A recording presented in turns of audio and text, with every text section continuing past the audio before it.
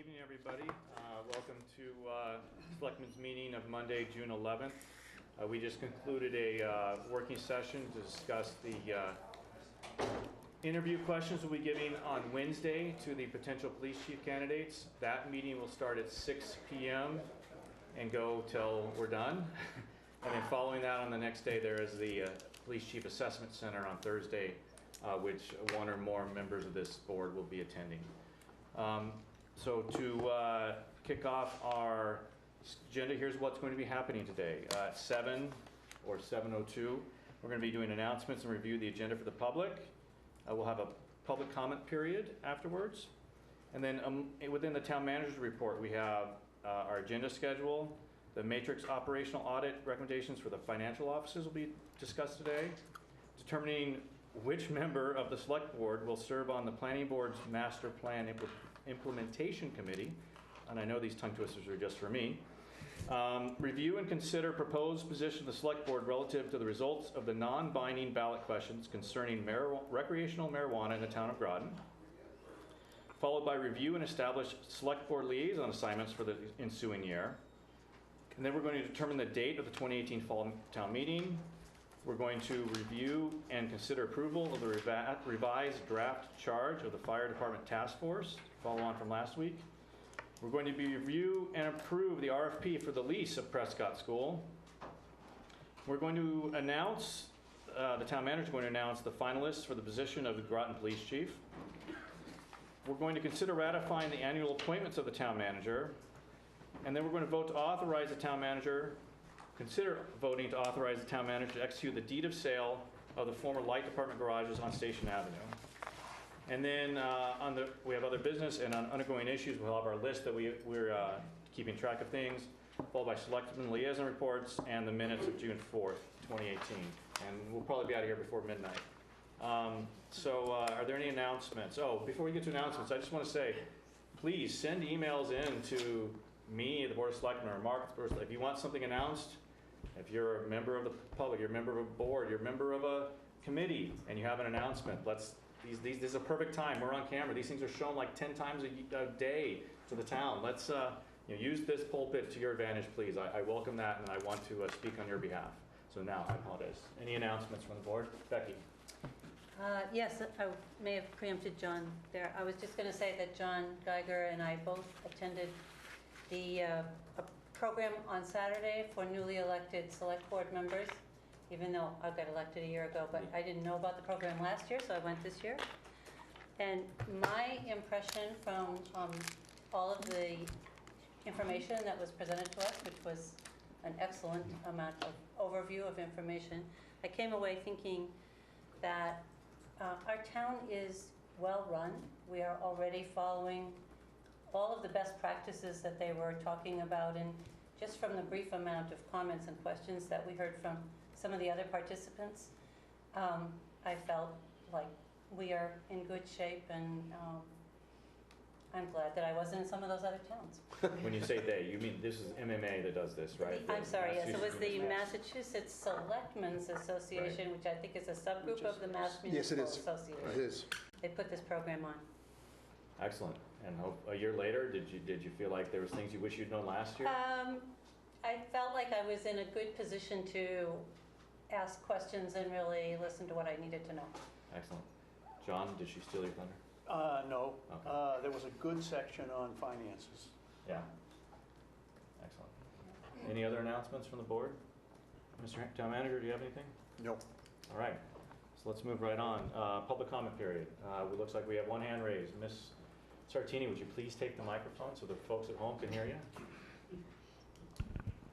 Thank you, Mr. Chairman. I just thought you'd all like to know that the Groton Garden Club received an award from the Massachusetts Federation of Garden Clubs. Wow. For the work they did on the 9/11 memorial planting at the fire station.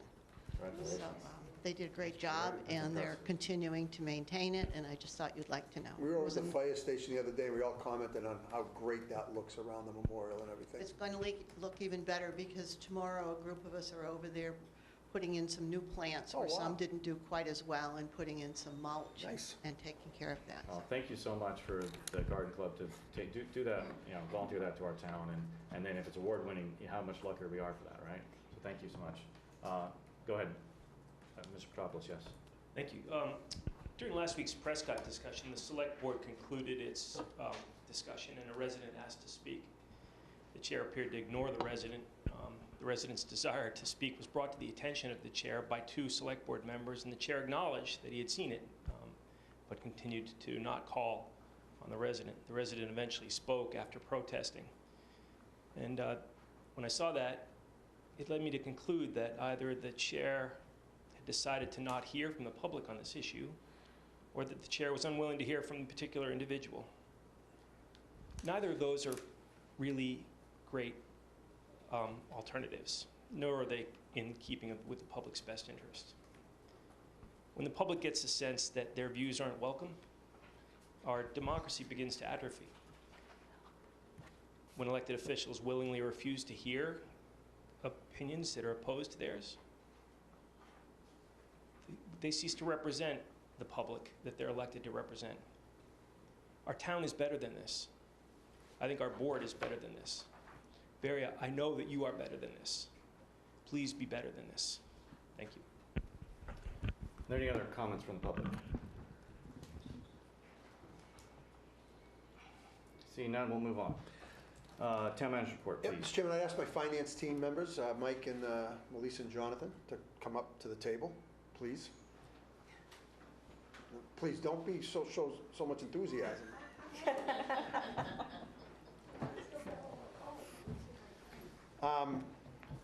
Patricia lucked out, the 4th member of the finance team. She lucked out by going away to school this week and couldn't be here for this. So, but anyway. Do we want to postpone until she has a No, time to be no, here? no, she was very happy that she wasn't.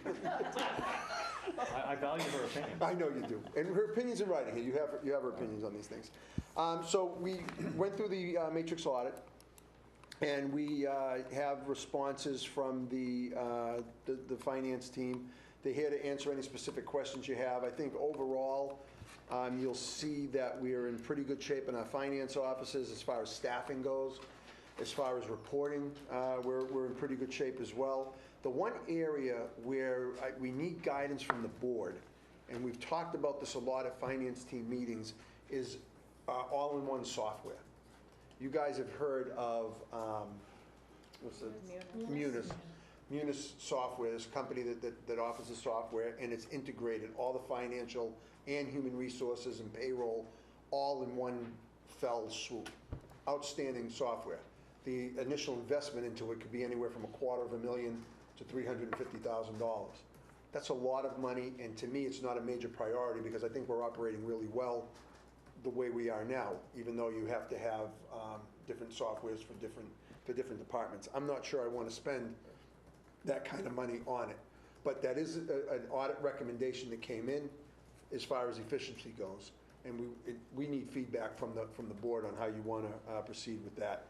Another issue that came up is Why that... don't we, do you mind if we stop there and Please. handle that one? Please. So does everybody on the board understand that recommendation and the conflict that's there within the department versus the audit?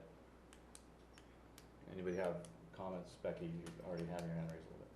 So, one question I have is, has anyone in town hall ever worked with that system someplace else?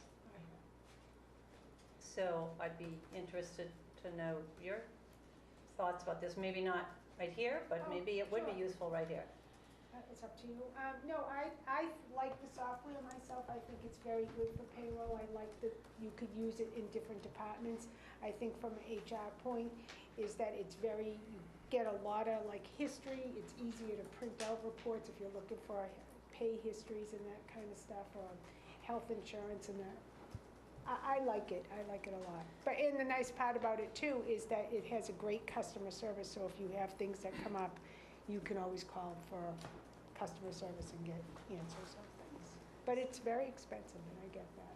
So I'm not equipped to evaluate things like software. That sounds like an endorsement. some of the questions I would be concerned about would be, how long does it take for people to learn it? How much time, how much effort, how much lost productivity essentially? And on the public side, if there's any difference in the way that they're dealing financially The with public won't town. see, it won't make any impact to the public whatsoever. It's more of an internal communication amongst the departments. You know, right now, you know, Jonathan is on Vision software. So there has to be a conversion from the Vision software to Mike's City Hall system software for tax collections, so that the bills can be transmitted to the collector's office based on the values out of the assessor's office. We handle that now very, very easily. There's been no conflict there. The person who would benefit the most from a conversion is the town accountant. Because right now in the town accountant software, she's got to convert everything into her software. It's a nightmare for her. She makes it work, and she does a great job, as we all know. The accountant would benefit the most. Mike is very happy, and I don't want to speak for you, Mike, but Mike's very happy with City Hall systems, and Jonathan loves Vision. So it would make a lot of sense for the accountant to go to the Munis software. And another question I would have is, does it improve things so much that, and there's no good way to say this, but we could cut back on employee. No, it does not solve that. No, it does not solve that. Not that I want to do that, No, but. that's a good question. It's a very good question. It does not improve to the fact where I'm not going to need an assistant town accountant or an assistant assessor or a payroll coordinator and an assistant tax collector. You're not going to lose staff by doing the software. Okay, well, I'll yield to other people, but it is a large amount of money, and we certainly have other priorities that have been presented to us, and so I can't say, oh yeah, sure, go ahead. Allison? So for me, given my experiences on the school committee, the time you want to embrace a new software like this is before there's some sort of glitch, error, problem that gets compounded into a hundreds of thousands of dollar order of magnitude problem. So I think it would be important to explore this. I think that potentially out of our free cash, we have enough to look at something like this. You know, like Becky, I certainly don't have enough information right now to say, oh, let's pull the trigger, but. So you want me to figure out the cost and the benefit of doing it? Yeah, do that. kind of the you know, Well, I what would think the getting a implementation process be a little bit, Sure. a quote, Yep. but I think it's certainly merits further consideration. Yeah, John, go ahead. Allison and I worked together on this in the school committee, trying to turn a spaghetti bowl into, or a bowl of spaghetti into something we could make sense of. And the first year we started with it, and this was the same system that we're talking about now. Because the two companies we looked at merged after Right. this got started. It took a while getting people used to it, but once it was in place, all the information was in one place. You had control over who could see it and who could print it out, and it's a very powerful tool, but it takes time for people to get used to it. But I think it's worth getting a quote because there's modulars, and you don't have to do all the modules at once. So you could start with a core and then perhaps add the personnel reporting so that the timesheets are filled out actually on a system wherever the person works and gets reviewed by the supervisors and comes in and boom, you've got it. We're saving the entry of data multiple times in that particular example. So I do think it's worth getting a look at it. I think the finance committee could be very helpful in looking at that. And We'll be more than happy to get that for the board. get different pricing arrangements in terms of how it might be implemented. We'll meet with them. They're on the state bid list, so we wouldn't have to go out to bid. It'd be a very easy thing to get a quote and figure out what that is. So we'll get that back to the board in the next couple of weeks. Hold on. Go ahead, Jonathan. And I don't think from the assessor standpoint, I don't think we would need that particular module, because what we do is with our database, it's pretty simple. We just, we call it dump the database, and it can be imported right into, ETL. yeah, so for us, it's not, Yeah, they may even have already an interface. to Yeah. Vision. I'm sure they do, I'm because sure Vision they and do. Patriot are the two They biggest already have assessors. it for us. yeah, I'm That's sure why they do. I think And getting into Okay. the weeds and I a just little want to bit bring is up that important. the state now, the DOI requires if you switch to a new database, you have to do a full measure and list, which we're in the process of doing Right. right So now. waste all that money. So we wouldn't want to do that again. Right. So, Really? I thought you enjoyed doing that. I love it. Is there enough time in the current process of doing that to implement a software or something, or are we? Are we No, already gonna miss that window? we're in it right now. But that being said, if it's modular enough, that doesn't matter. Yeah, it doesn't, yeah. I don't think we would be Only affected. only if you're replacing Vision is what he's saying. Yeah, If you're replacing other things that Vision is linked to, it wouldn't have to do it. So, Right. and we could consider that as a sub-cost, like, does it make sense to replace Vision? That's A plus B plus C versus without it, what are we doing, right? right. Yeah. Josh, I apologize, I meant to call on you before I started. Did you have anything you wanted to add? Okay, great. So in general, I really hate siloed systems, but that usually has to do with you when you're facing the public, because then you don't really know what system's engaging what person. When it's mostly internal facing, you're right, there's one person that suffers, and that's usually the person that has to take all the data, merge it together, and that's usually finance, right? You know, Yeah. but finance is used to a lot of pain, though. I think it's worth the exercise to get the quote, see We will. what it would take, along with conversion, Yep. understand the I'm total going to cost get of IT ownership. involved in this, Yeah, obviously. understand the TCO from Mike, Yep. and understand, and TCO includes training time. I'm not too worried about the initial loss productivity, because over time, you know, that evens out with a unified software system, but Yeah. definitely TCO. What's You've got TCO? people- Total cost of ownership. It's not just what the software costs on a yearly basis, but how much it costs to deploy it, Right. implement it, convert Maintain it. systems, maintain it, and, you know, and it really gives you a true cost of what. Yeah, I thought that was total cost of operation, but it's ownership. Total cost of ownership, yeah. of a package. And you got somebody a couple doors up the road here who's already using it, so there's a place to go to get a look at. What, the school district? So the schools use Munis for their accounting and everything? Okay, Yes. excellent, right, Yes, we Oh, so we there's a bit the good bullet and reference. said we have to have it. okay. We'll do it. Yeah, you're in a crisis mode. Right. Yeah. Far better to do this outside of that crisis. I know. I agree with you. I agree with I think due you. diligence says we take a look at it, Yeah. evaluate it on the merits of the facts, and then move forward. The only other recommendation, unless the board has specific questions that I wanted to talk about tonight, is the relative ease in finding the budget. And that was something that I think they were right. We have it in many different places. Now we have decided, we made a decision at our last finance team meeting, that the final budget will be on the finance committee's page because of the finance committee's budget. So we've made that correction, we've eliminated it from other areas, and people will know exactly where to go to find the budget if they want to find it. It's right there on the FinCom page. As of today, we did that. So other than that, you know, we're pretty comfortable with the rest of the recommendations. There were some in there that were repetitive in terms of the overall software. And I took their review of our financial operations as very positive. They were in pretty good shape. It fits with what we heard on Saturday. People were extolling the idea of the visual budget, and I thought, oh, we already have that. And they started off by saying, you should have a set of budget policies, and I thought, we already have that. So. Yeah. However, Mark, I shouldn't probably tell you this, but they also had a calendar, and most towns, you know, you can start the budget process in January or February, and he said, well, let me see a show of hands. Says, does anybody start earlier than January? And I said, it's by charter, he's required to give us a budget by January 1st. Yep. So you're in a league of your own. Thank you. But a lot of people would say that regardless of the budget. No, I'm just kidding. I'm kidding. Josh, you had a comment? So when you were having the discussion concerning doing the due diligence to look at the cost of the software, are you referring to the software to handle everything other than payroll? No, everything, including payroll.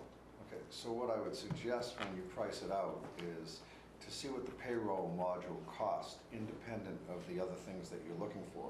And again, something that I've recommended time and time again, take a look at ADP. And I know it didn't work in the past, but there's no more communicating with anybody on the phone. It all is set up on the computer now. You enter the hours, you enter the rate, you enter the overtime, and the paychecks show up either through direct deposit or manually. It's seamless, it works great. I strongly suggest getting a price independent, because on a week-over-week basis or a bi-weekly basis, the way we pay here in town, I think it might make sense to look at that competitively outside of the box from what would be offered. We looked at it, what, Josh, 3 years ago? Yeah, but 3 years ago. Yeah, was no, we very can look at it different. again, I'm just saying, you're right. It changed a year ago. The market has changed with It's- payroll services, It's yes. amazing. Okay. Go ahead, Melissa. And just with Munis too, that usually is an in-house payroll, so where you do everything from A to Z, and you would have to do your own taxes instead of sending them out with Munis too, so you would have that option. So, just Covers so you know. payables and receivables. Yeah. and all that in it. I think I understand the board's direction, and I think the team will get together and start Yeah. working on that. I would encourage, since this report is a little older and we're all coming with ideas, to have a fresh look at an idea about what software would make sense for the different finance departments, rather than just saying Munis, and although we know Munis is good, and ADP, if payroll's a big, like, Munis may not fit because it's too expensive, but if payroll's the big challenge, how can we solve the payroll problem? Maybe would be another approach to go. So I'd be interested in hearing some creative feedback on that. Okay. Were there any other questions on the audit that the board had? Yeah, you had touched on something concerning accepting American Express, and would see how that worked. Yeah. My question would be on that is, while Amex is a great opportunity with cashback options, there are Visa and MasterCards which will not be a deterrent to some of the vendors which don't want to pay the high rates that American Express charges. So I would suggest you look at a couple of those other Patricia's doing options that. as well. Yep, absolutely. I want to thank the team for sticking around tonight. Thank you. Thank you very much. Thank you. Have a good night. Mr. Chairman, at last week's meeting, the board had requested that I give you a copy of the charge of the Planning Board's Master Plan Implementation Committee. You have that in your packet. It starts on 10. Yep. You have it? I'm sorry, my papers are all over the Page place here. 10. Yeah, page 10 in your packet. The current master plan expires in 2021. They want to get this process updated in 2019 and 20. They probably will meet the first and third Thursdays of the month. And Mr. Geiger has been kind enough to volunteer. It was a little arm twisting, but he was kind enough to volunteer. So I'd ask the board to appoint John as the board's representative to that committee this evening. I So move that did- we did- appoint John Geiger with great gratitude to the Master Plan Implementation Committee. I'll second that. Is that kind of like the ex-planning board member going back and looking at his document from the select board side of things? I mean, explain to me how that works. Well, all it is an audit. It's to figure out, and we made a matrix when we did it. These are all the things that need to be done, and it's really going through that and saying, well, where are we with this one? Where are we with this one? Where are we with this one? This won't even matter anymore, is it pertinent anymore? I hope there was some of that. There probably is, yeah. I hope so. What would be curious is to take a look at the 2020 plan, which I worked on as a planning board member before you became a planning board member. And since the year 2020 is coming up, not just look at that, but see how the visioning was done 20 years ago and How it what compares we've to had. where we get to. Yeah, just take a quick look at it, because there was a matrix involved with that as well. All right, is there any further discussion amongst the board? Anybody in the gallery would like to speak about this subject? Seeing none, all those in favor of appointing Mr. Geiger, signify by saying aye. Aye. Did I hear it unanimous? Yes. Thank you, I'm John. not sure if John voted for himself, so Thank that's why I you. asked. Mr. Chairman, Allison and I have, as directed by the board last week, we discussed how to proceed with the results of the non-binding recreational marijuana questions. Allison and I recommend that the board submit a zoning amendment to the planning board that would ban all recreational marijuana uses in the town of Groton. We feel that since none of the votes were emphatically in favor of allowing any one type of establishment, and to try to do multiple options would be a colossal nightmare, we thought, let's just, hey, here it is, just ban it outright within the town. I've asked town council to draft the amendment that would ban it. You have it. It begins on page 11 of your packet. So you also asked me to get you a timeline on it. So basically, the planning board is required to hold a public hearing on any proposed zoning amendment at least 14 days prior to the town meeting and must advertise the public hearing for 2 consecutive weeks, at least 14 days Is this prior in to... our, Yeah, it's page 2. in the report portion? Page 2, yep. Thank you. 14 days prior to the hearing, so regardless of the date of the fall town meeting, either the 15th or the 22nd, which you're going to be talking about later, the latest date that the planning board can hold the public meeting is Thursday, September 27th, based on their schedule. That means a public hearing would need to be advertised for the first time on September 7th, and the official article has to be submitted for publication to the planning board by September 4th to get it into the Groton Herald advertisement. So regarding the placing of a ballot question on the November 6th state election, the town clerk informs me that local control states that these types of questions can be placed on a local ballot or regular special election. The only option for November 6th would be to hold a coincident special local election with the state election using separate ballots, check-ins, and everything else. So there wouldn't be, the added cost would be the cost of the ballot. Hopefully you'd have enough checkers there to hand out 2 ballots because you'd have to check in twice, one for the state election, one for the local election. But if the board wants to follow this process, that's what you would have to do, or you would have to call an entirely different date for the election, which is totally within the board's right. You have to do it 35 days prior to when the election is held. So before we go further, I have some clarifying information, because I did have a conversation with the town clerk this afternoon, it's just afternoon, today, regarding upper end costs. And he and I collaborated together and estimated that the top end for combining for adding on to the state election, if you will, would be about $6,000 in costs. So it's not as significant as, because he feels that most of the resources to be able to reuse are already there. The state's already paying for most of them. So this cost is, the mailings, the ballot printings, and the other required work. Yep. But most of the stuff would be coincidental. And I think I didn't get from him what a brand new election is, but it's much higher in It would cost. probably be the 6 plus another 5. Yeah, so we would save about half off to do it in conjunction. So there is some cost. That number is $6,000, or won't exceed $6,000. And Mike said I could say that, and he would be okay with that. So, Allison, go ahead. I have a question, Mark. Yes. Given that to make this change requires both the 2/3 majority approving at town meeting and then the approval. Majority vote. Right, at the election. And it sounds like the timing of our town meeting is too close to the election for us to know definitively whether the zoning regulations have passed before we have to do all the logistical pieces for that If you election. wanted to use November 6th. Right, so my other question, I guess, is there an option to have a special town meeting just for this question in advance of that would give us Absolutely. time to have that decision made and then, You have 2 options that you can Mhm. follow, Allison. If you have a special town meeting, there's a cost. If you have a special Understood. election, there's a cost. So what you can do is you have the town meeting on October 15th, and then on October 16th, the Board of Selectmen calls for a special election 35 days later, which will get you sometime in the beginning of December. and that's somewhere in the ballpark of 11,000, Yep. okay. Yep, so you could do that. Or you do a special town meeting long before the special Right. election, before the October 2nd date, just for this purpose, and you spend $5,000 doing a special town meeting just for this question, and then by October 2nd, you notify the town clerk, and you Right. do it on November 6th. By the way, both of those end up at the same general cost, about $11,000. I agree. It just depends on how you want to do it. I think you'd want to have the election in November, not in December, too close to the holidays.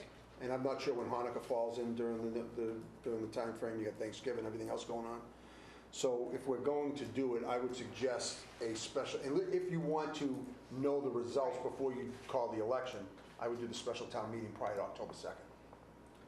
And by the way, well, no, Go ahead. we would still need the fall town meeting because That's in we the have charter. budgets we have to get the tax rate finalized and things like that. I'd still want an October 22nd or 15th special fall town meeting. There's a couple things, yes, we would have, that we would notify an election. And I guess if we declared an election, we have to go through with it. We have to print all the ballots, and even if it doesn't matter, Correct. right, because it's legal. Even though it's like, this doesn't have no bearing on reality, you know, it's like calling an override vote, an override election and a ballot question when it doesn't pass at the town meeting, so it doesn't matter, right? But And it's that's still- happened. It's, yes, it's, so it's, but it's still out there, it still has to be all the two processes done. So so the situation in the early town meeting is spend 5 to potentially not spend the other 6. Right. Or you spend, you put it on the ballot anyway and spend 6 and have one town meeting, Correct. right? I thought it was $11,000. That was, Call if special. you did a special and your own, and it's on the ballot, you're at 11, right? So No, I if thought you it do was the- 11. If you do the election separate. if from you the do a state. separate election, it's $11,000, right? I'm sorry, I'm losing track of this. I thought you had said calling a special town meeting costs $11,000. That's 5. No, under 5. It depends on how big the warrant is. It could probably be a lot less than 5. We could probably do, if it's a one-question special town meeting, the warrant costs will be very cheap, the mailing costs will be cheap. We just have to pay for the election workers. So it'll probably I be see. somewhere between 2 and 4 for the special town meeting. I Okay. apologize, my back was turned. Which one of you would like to go first? So the charter states that we have to have 2 town meetings per year. And it also calls for a meeting in October, which could be changed by the Board of Selectmen, could it You not? can do a special town meeting September, October, or November. Okay. The board can decide that. You just have to give Or 6 weeks' fall. notice. Can I please finish? Thank you. I thought you were asking me a question, I'm I sorry. wasn't, I was getting there. He's making a statement. Okay. No, we're going to turn it into a question. The charter says that we have to have 2 town meetings per year, correct? So, it also says that it has to be on like the 3rd Monday of October, but isn't that subject to change by the Board of Selectmen? Right. So, why not move up the town meeting in October to October 2nd, have the special within the second town meeting, thus saving cost, and then meeting, you won't need an extra town meeting. You won't need a special town meeting outside of when we normally do it, and then have the election 35 days later and save some money. My only concern with that, Josh, and you're right, the Board of Selectmen can call for the town meeting in September, October, November with 6 weeks' notice, if you don't do it on the 3rd Monday of October, Right. okay? My only concern is, will we have free cash certified by the time of town meeting in order to do what we do with the appropriations for the various stuff? I don't know if Patricia's going to get that free cash number certified. Will new growth be ready to go to finalize the tax rate and all the stuff that we do for the town meeting? That's why we really like the 3rd or 4th Monday in October, but we can work on that and make it happen if you want to have the town meeting before So that. you So can how about have the this? town meeting on October 2nd, just to finish that. And in the event that free cash isn't certified and new growth is not in yet, continue the town meeting. You don't have to print another warrant. You've already disposed with the article concerning the marijuana situation.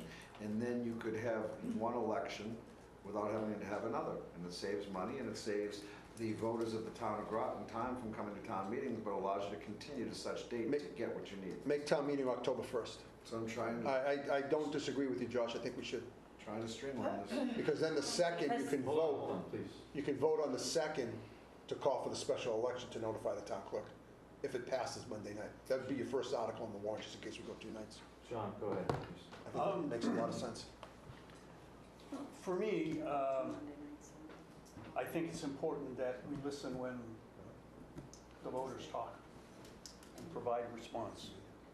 And in this particular case, the voters, all possible voters were informed that this was going to be on the agenda at the town meeting. They received publications at home that I outlined all this, and as well as everything else on the warrants. And they came to the polls. And I'm assuming that everybody for whom this was a big issue, a significant issue, the marijuana question, came and told us what they think.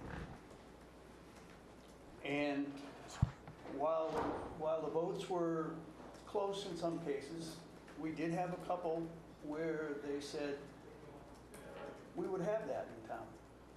And that was research facilities and testing facilities. And I think the town should be given a chance to implement those two licenses in the town. So I'm thinking that on the warrant is both a question to allow those two, and there's probably another item on the warrant that could be tabled if it isn't necessary, that would limit everything. So that if the voters provide a supermajority vote to pass with the two items that were identified in the election a few weeks ago that are welcome in town, fine. If that doesn't pass, then the next question is, here's the article for eliminating it entirely. Well, wouldn't you be able to do that under the same article by just changing the N's to Y's on this? No, you have to have a vote.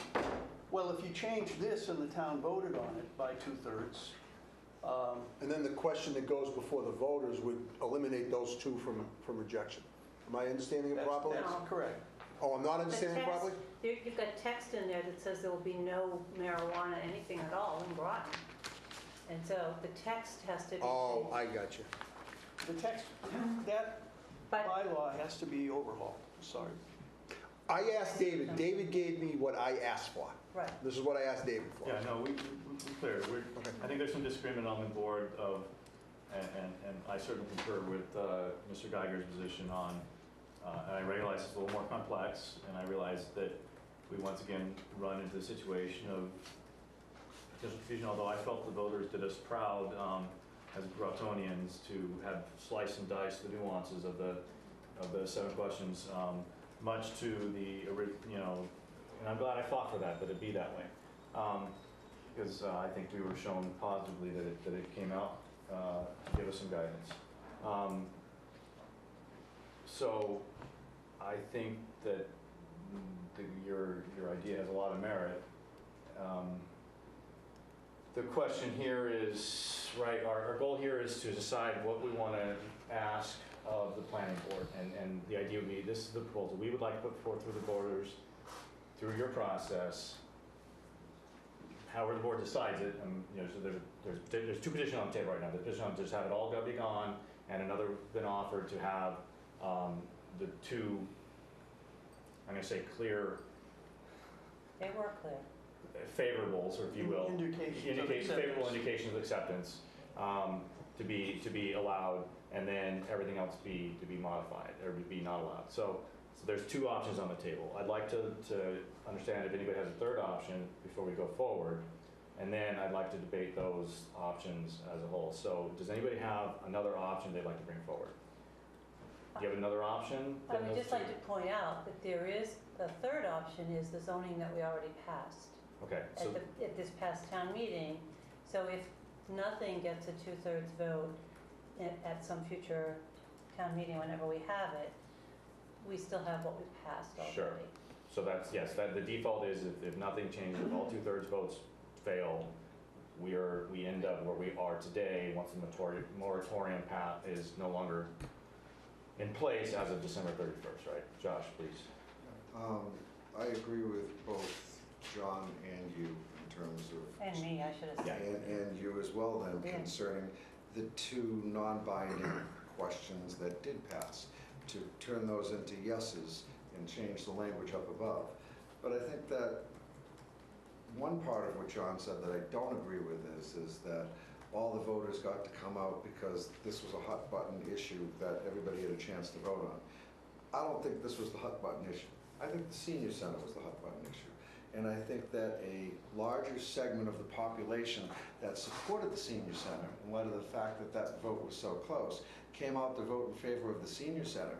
And the people that were ambivalent about it or didn't care one way or another, maybe supported it, just didn't show up to vote. However, now you put this situation into a town meeting vote and then following it up with a ballot vote, and I think you might get some very different results to some of the other questions based on the populace that attends town meeting and comes out to vote in a statewide election. So, with that said, what I propose we do is change number 1, marijuana cultivator, to a yes under special permit by the planning board in the O district and in the RA district as well. As there's a tremendous amount of agricultural land in town, some of it's owned by the town of Groton already, and that we could extract potentially a tremendous amount of tax revenue similar to what the town of Grafton extracts in tax dollars from a commercial cultivator. And I think in light of the fact of non-sustainable budgets moving forward into future years, that would be foolish not to put this in front of the town meeting voters for at least for them to Josh, consider. didn't cultivation say no by like 3 or 4 votes? 7. It's almost split, 50/50. So I started to look at them and what I was just digging for. Right. It got very complicated based on whether you include the blank votes in the total number of votes or whether you don't. I think, what I'm just So, trying to say is that I really think it's worthwhile of consideration by town meeting and a statewide ballot for which there is Senate races and congressional races. It may bring out a wider, broader spectrum, and I think that just to say no to this outright right now without studying it further would not be doing our due diligence as select Okay. board members. So we have 3 proposals on the table, and just give me a second to go through them. We have a nothing proposal, no, I shouldn't say nothing. We have a proposal which says we're Ban going to everything. request the planning board ban everything. We have a second proposal which is that we, and we may have a fourth proposal from Allison in a moment. No, we don't. Okay, we have a second proposal which is let's ban all, let's request the planning board, ask if they're willing to work with us to ban everything except for research and testing. And now we have a third proposal put forward that we should ask the planning board to ban everything except for research, testing, and agriculture. Is that, and when I say ask the planning board, I mean work with them in the process to get it to voters. I'm not asking them to do it. Is everybody clear on those 3 options today? Okay, Allison, please. So I was just gonna say that in the conversations that I had with Russ and Takashi last week, the planning board doesn't have any interest in authoring any of this or taking it through. Obviously, they are required to have the public hearing, and they would continue to do that. But all of the drafting, Sure. decision-making is on Okay. us. Yeah. We can't do it without them doing the public hearings. We're at a Understood. request. We would we have ask to them do submit it, the article. And they have to the agree to do it. They can agree to do nothing, and then we do have an option, which is go to our own bylaw, which I understand is not necessarily as tight as a zoning bylaw, but we do have an option. If the planning board refuses, they don't want to hold Yeah, public they hearings. won't, But They'll hold their probably- public hearing. They won't. I'm just saying, so understand this is a select board initiative. It's going to come from the policymaking arm of this government, and that's what's going to happen. So, absolutely, thank you. Yeah, I mean, I think it just gets incredibly complicated and you know, to Josh's suggestion, and I personally don't have any, I think Mark and I kind of defaulted to the let's ban everything simply because it was the cleanest option without a dramatic vote in either direction. It just starts to get really, really complicated, and again, we had a statewide ballot vote, you know, a couple of years ago. We've had a survey. I mean, at some point we have to stop taking little nibbles of an apple and act on something. So. I saw Becky's hand first. I think it is, I also felt like the cultivation was so close, essentially statistically 50/50 if you don't count the blanks, that my recollection is that the bylaw that we passed in May made the distinction between sale and everything else, and said we could have one sale facility and one of everything else. So that changing that bylaw to say 0 sale facilities and 2 or maybe even 3 of everything else, and also specifically limiting the everything else's to these 3 things: research facilities, testing laboratories, and agriculture. I think that is a proposal that we could put forth, and then I think what we need is legal guidance. Can that be amended on the floor to take out any one of those, agriculture? I think you can just You by can't changing a add PB something to an that's N. not there, but you can always cut back. Yeah, you from can it. So change it to an N, yes. So it Josh. solves, I mean, it makes it a little bit more straightforward that we have one, Stress one at a time, please. if we have one proposal that we understand could be amended on the floor, but we don't have to think through and have, 8 different proposals. And I understand it's complicated, I understand no one likes that. That is not our fault, but I don't think that, we should use well, it's too complicated, we can't figure it out, so we're not going to do the right thing. I think the right thing to do is, I would say, to present a proposal that allows 2 or maybe 3, and specifically says research, testing laboratory, and agriculture. We saw already there was a debate on the floor last time about changing the number. It could be changed on the floor. If we set it at 3, it could certainly be changed to 2. So Can I ask a clarifying question? Please. Mr. Chairman? The way that the current bylaw is set up is what you see here. Wherever you see the cross off, all the bylaw that Becky was talking about earlier allows for these facilities in 2 of the things, the retail and the testing in general business, everything else in industrial. I thought I heard Josh say on cultivator, you want it in RA as well as the other ones. I just want to make sure I understand. I want it RA, O, and... Open space? You bet. Okay.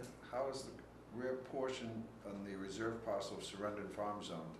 Open space. space. I got you. I just want to make sure I understood what you were asking, that's all. And I think the other part, and so let me ask you to clarify something, because I heard something and I want to make sure that I heard your proposal correctly. And the way I recall Springtown meeting, zoning the past was that it was 1 and possibly 1 other. There's a total of 2 that could happen, Right. right? It sounded like what you said was, I'm okay with 3 that can happen, not limiting them to one of each 3, or do we limit the numbers there should be? Do we care how many testing facilities, how many agricultural businesses? We should. I'm putting it out there as a possibility that we propose that up to 3 facilities could happen, but they could only be these 3 categories: research, testing laboratory, and cultivation. Only up to 3 though. And up to 3. And why that limit, just if I may ask that question? Because there's 3 different categories. So One of either each. one of each, or one of all, or Because 3 of one, we Dunkin' 2 of Donuts one, in and 1 of the other? It seems arbitrary to me. I'm just asking the question because it just seems arbitrary. It is somewhat, it's a proposal. Yeah, all right. John? I don't have a problem if we added cultivation in there. It's so close, it's 7 points different, so it's really 7 no. votes, right. And I support what Allison mentioned, and that's that we need to get our hands around it and stop just dribbling the ball down the court and back and up and down, and make up our minds what we're going to do here. Or 3 years from now, when my term is up, we'll still be arguing over what are we going to do about this. And We're going to get this solved. I don't believe it's the case that, and this isn't a for or against, it's just a clarification. Transactions between a cultivator and any of the other licensed establishments or marijuana establishments will not generate revenue for the town. Correct. Only retail sales generate tax revenue for the town. That's correct. No, you said there's a license agreement for, If But we- there's if we're a host facility, there's a whole security There's a host agreement. agreement, that's 3 different. years max. Yep. The But tax, if the you were to surcharge put goes on this forever. on town land, then you negotiate something with the commercial grower in terms of a long-term lease for the town at X amount of revenue, and that's what other Oh, that's a communities lease do. arrangement, that's different. That's correct. From what Allison By said. putting it on open space land that's in town ownership, that opens the door for tax revenue through the lease agreement. Well, not tax revenue, lease Well, revenue. fees or A fee. It's not tax, I just want to, Excuse me, well, revenue. fee. revenues. What revenue comes from a marijuana testing facility then? Nothing. retail Nothing. taxes. Nothing. Just property taxes, like Correct. any other business in Well, town. it's a business. And What revenue comes from a research facility? The same thing would come from Hunters and Bowes, they'll right? pay their Pay their taxes, real like, estate taxes and so forth. And their property, and their. Personal property personal taxes for taxes, their like testing business. equipment. Correct. So, Whereas the third option is the one that could potentially yield large revenue. or they would pay the property tax also, and they pay property tax on tractors and things they use to cultivate the land, right? So, I mean, I see all three very similar, and perhaps there's leases and whatever here. So let's recognize we are not doing this because we're gonna get tax revenue from sale of product. But these are lockdown facilities that are put on Yeah. properties. It's not a tractor with a field that's growing weed everywhere that people can take at their whim. Okay, these are very secure facilities. We've ever toured one. And I do, I know them, I know their security protocols, I know they got a lot of equipment. so there, I millions of just think dollars. that we should put that out there on the table, is all I'm saying. It's So- a so- very expensive business to run. Mr. Chairman, so I can make sure I ask town council to draft the right article, if I may understand where the board is to sort of bring this home. Cultivating would be allowed in RA, I, and O. Testing and research would be allowed in I only. Yes, except this is where I'm a little bit disappointed that the planning board has kind of left it up to us. I would have liked their opinion on some of these things. I don't fully understand what the codes are for the districts. Based on what we approved before, I think the way you said it is what I would agree with. Why wouldn't a research facility be allowed in a GB also? No, you can, I'm saying, I should have said, So, the testing facility, you can put in a general business. so As well as the could we research ask one of our Yep. former planning board members to explain what GB means? And General business I district. know, but what is, in practical terms, general business, how much of Groton is zoned that? They're just different section. I mean, it's on the map. Depends where it is. We can go It's all upstairs. over Groton. you have neighborhood business, village business, and general business. So to help explain that, the complex that Shaw's is in is general business. The center of Groton is village business. What about like deluxe? Some of it's both. some I'd of have it's to look at the specific. Some of it's piece of industrial, property. some of it's Industrial, Yeah. not like H&B is H&D industrial, But deluxe has never been industrial. But I think Yes. it's zoning, it doesn't matter. at a really high level, Jack and Kevin did a presentation to the EDC, and I think that the total of our commercial and industrial percentage in Groton, and correct me, Jack, where I'm wrong, was like 5%. Correct. I And It's mean, we're relatively not small. talking about, and 95% occupied. right.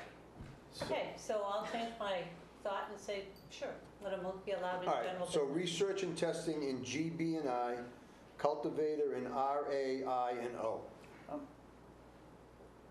Go ahead, I'm not sure I can get comfortable with putting it in RA. Yeah, yeah. I'm a Agreed. little- I'm just asking. No, Yeah. I'm just saying, that's where I'm coming from. I'm thinking that we already have it a little bit in RA because every family can have every household can have up to 12 plants and so forth and so on.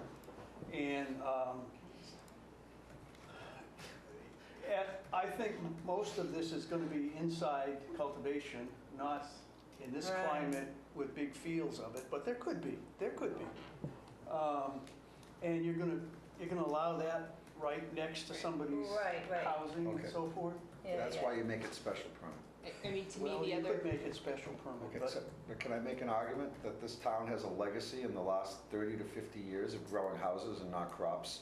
So, and the fact is that if you can continue the legacy and the agricultural legacy that's right up there on the town seal, see that plow?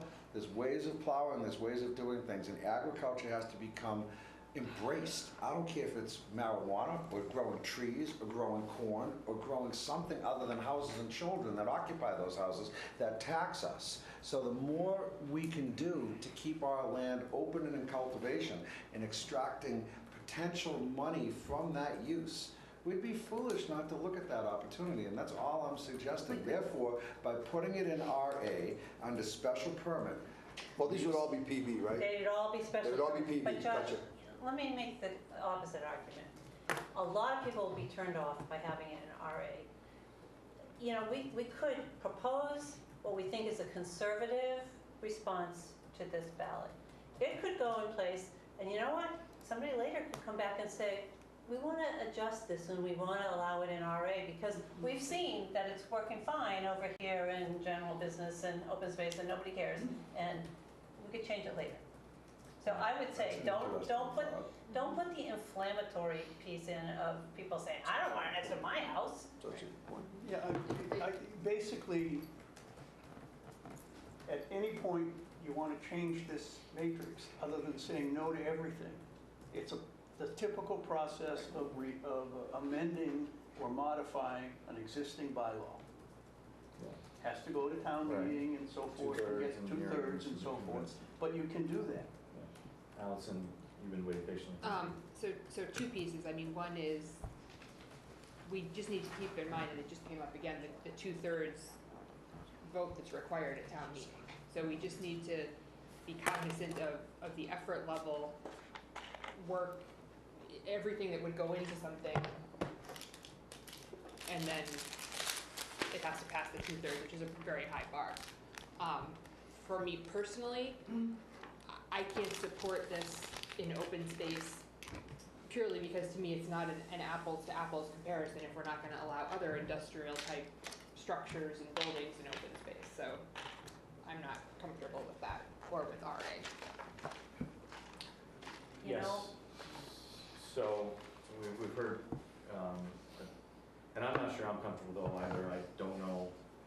I admit that I am trying to envision the type of facility that you would have, and it doesn't actually become open space because Exactly. the Right. walls and the security and the trucks and the Fences. Right. the It's fences, industrial. and it is no longer, I don't think anybody could could live within open space restrictions and have a cultivation given the security requirements that I know about, some of the things I said. And so that's, not that I don't think it's a good idea, I just don't think it can happen. I don't see how it's possible.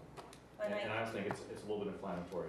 Yeah, that's, and I think try it's to also avoid it. something that's gonna cause people to vote against it, just because it's such a, it's a whole new concept of, Then, you know, then fine, at least put it out there for I, and I think to John's point later on, and to Yeah. Becky's point later on, that you could come back and amend that based on how it works and its track record, So or GB actually. So, I and GB. I and GB. I've heard relative consensus around the RTNA, excuse me, the cultivation, testing, and research as allowed, and the testing. and- Where, which districts? And the testing and, I'm getting that, the testing and research would be allowed in both GB and I, Yep. and the cultivation would be allowed in I, I think we should say or should we just have them all three GB all and I? three be GB and I, Okay. because as you say, it's gonna be an enclosed building, it's gonna look like a warehouse probably, or a It's the only time greenhouse. you can be- Right, okay. All right, so. But rather than putting a Y in it, wouldn't you just put a PB? PB on all No, these. no, All PB and all these, yeah. All these are Good, PB. good, PB good, and good. I, he's saying. Yes, fine, good. GB and I. GB and I is what he meant to Yeah. say. GB and I. So, can I get a motion on that, please? So we have something to offer the planning All they have board? to do is say, so moved, and we have it. So moved. Thank you. Is there a second? After Sorry. can we hear it read back to us then? Yeah, basically what you're going to do is I'm going to redraft the zoning bylaw to ban marijuana in all districts except for research, testing, and cultivation, which will be allowed in GB and I, and they will be done by planning board special permit up to 3 facilities. I believe that's what I heard. Does anybody want to debate the 3 facilities? Think about the fact that it can always be amended down on the town meeting floor. Or up? Right. But I think it's a reasonable place to start. We'll start with, okay. We can always add Tweak it. a larger number. All right. if it's- Smaller. Or smaller. And we may, and, you know, there is Can't throw public anybody out, hearings, and is the public hearing process for a zoning amendment, does it sometimes yield modifications to that zoning amendment afterwards? Is that part of that process? I mean, If it's a planning board article, John, correct me if I'm wrong, the planning board can change their article. If they want to change this article, they got to come back to the proponent, which is the select board, and you will have to decide Right, but whether I you mean, want to change it. but we Unless they could, decide to take it on. we could, based on the public feedback, if the front vote says, no, we want 5, not 3, we could take that up on revising prior to the vote, prior to putting it on. I'm just asking the question. Correct. Well, if you come up with a draft plan, you Okay. could get feedback before you finalize it, I would Right. think. Okay. I wouldn't wait until the 14 days before No. to get this to the planning board. As No. soon as it's drafted, I would submit it to the planning So, board so and there's have been, them stop. there's been a motion made and seconded. All those in favor? Aye. Any opposed?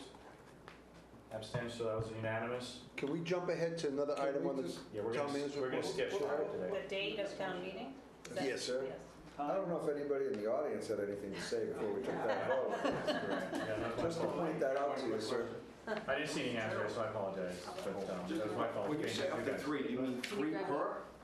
No, three total. 3 total. so 2 of you could have- one, 1 of another, 1 of each. I didn't hear that, that's Yeah. why I was confused. Yeah, What- sorry about that. Try to clarify that. I did that. That's important, because right now, just Right. saying 3 could be 9, because if No, you no. allow No, no, 3. That's what I, Three total. that's what I thought, that's what 3 I. total from these I categories. got it. Judy? Thanks, Judy, I apologize. And there's going to be one question at town meeting concerning these 3 things. There is not going to be a question about banning. Everything else is banned. There's not going to be an additional question about banning everything. Is that your Oh, That question? is my She's right. question. That's correct. She's right, though. That raises another point. Do you want to take the other questions? Well, let's since I jumped the gun, and then maybe there's actually 2 here, I guess, and 3 now, 4. Let's keep going, because I jumped the gun, I apologize. I don't understand what the question is. but it's just Well, me. I think I understand. You want to answer the question? Okay. Yeah, I think Go ahead. If what we just talked about goes to an article and town, 2/3 or more of town meeting says yes, great, we're off. But if they say no, we don't get that 2/3. Everything stays as is. We revert back to Now where what we are. do? You either leave everything the way it is, or we have another article that says eliminate it altogether, which would be deferred if you get the 2/3 here, but could be another vote. So you're This one- saying you need to have one article that bans everything but research, cultivation, and No, testing? one article bans everything. This one you've prepared. But So this goes on the warrant as well? That's the As second a question follow-up. that gets indefinitely postponed in the Right. event of the success of the one This. we've just debated. that's not what the ballot said. Right? But we're giving town meeting that option. Yeah. If you don't give town meeting that option, then the zoning that's currently in place right now, that after the moratorium expires, goes into place, which is going to allow it. Right, so So I you think have we to should. have this. I think we should have this, because let's face it, the very strong vote was against Retail. retail. So, and it The is other- allowed. The other option currently. would be to have a second one that's explicitly banned retail. Don't go to too many. Just People have get this- everybody confused. I'm just saying the Why option. can't you have this as written, Barry, as a fallback in the event of the failure of what we just debated, okay? Say what we just debated passes, then this, as worded, would be indefinitely postponed. If it doesn't, you move forward with this article, and that maybe- takes care of, And this passes or doesn't pass, and then we're, Your default. We I have just- what- I just feel that the second one. Then you call the election on October 2nd. The whole reason we're having a discussion about having 3 is because we didn't agree that having none followed the guidance the town's given us, and now we're gonna say, but we'll have it on there anyway, just in case. And to me, that seems, like we're not following the guidance by adding that second one in, because then people could say, well, you didn't listen to us, right? So I'm just putting it out there, but we have, I apologize, go ahead, Judy, yeah. The reason for my question is that, as I understand it, if you're going to ban something, the wording has to be the same when you vote at town meeting and when you vote on the ballot. Town council will draft the ballot question But in response to this. if we're not banning everything, we don't need to go to the ballot. If this passes, I thought, then we're not banning No. everything. wait, just, I thought whatever you ban couldn't be, No, no. That's why we didn't have to go to the ballot when we did. You only have to go to the ballot if you're changing a yes in 2016 to a To a no no, on everything. that's my understanding. so the Correct. fact that you're allowing 3 eliminates the need for a ballot? If it- Yes. Allow one. if it passes, or if it fails and we don't have a backup that involves no to everything. So you could have town meeting whenever you want under what you're doing now and forget about the election. You just Yes. saved $6,000. We don't forget about the election. Well, there's Conceivably. still a possibility that the election would be needed if we include this as the backup vote. So we go to town meeting with two proposals. First one fails, we debate this. If this passes by 2/3, then we need to call a special election. But you're right, we could have town meeting whenever we wanted to, and we could, if the one we just worked out doesn't pass, I'm not sure how likely it is that one that bans everything is going to pass. If this doesn't by pass, 2/3. yeah, if this doesn't pass, you're going to have one of something in the town of Groton. Right. Correct. And you don't need to do a special election. See, I thought if you would have banned any portion of it, No. I'm good. So then what I would suggest to you, don't put a second question on the ballot, leave this. Let the Because- town decide if they want to do this. And the response to but we wanted to ban it, why didn't you offer us that opportunity is, well, someone can draft that and bring it back to the next town meeting. Well, and someone could amend on the floor to change cultivation to no. And someone could amend on the floor to change testing to no. Now, the only place we'd be in trouble and have to call a special meeting is someone amended on the floor to change all of them to no's. And it all passed. And then we would be forced to call a special election on that case. So we are giving them the opportunity. We are giving town meeting the floor. Without having that other article. Yes. Without having another article, because amendments on the floor are possible, and an amendment on the floor is within the, and I'd have to ask the moderator, but I believe it would still be within the scope that anything can happen with any of these on the floor. Someone could come and say, I want to change product manufacturer to a planning board, and that would be allowable within the scope, I think. Maybe not because of the zoning hearing, but I don't know. I just Allison? think I agree with everything I'm hearing, but it behooves us to potentially have some of these options in someone's back pocket. Yeah. So that when there's a citizen petition to change something to this, we don't end up with either a tremendous mess or something that doesn't pass, town council All right. ultimately. So I saw a lot of other hands out there. Who still would like to speak? Okay, I've got Mary, you're okay? Greg, thank you.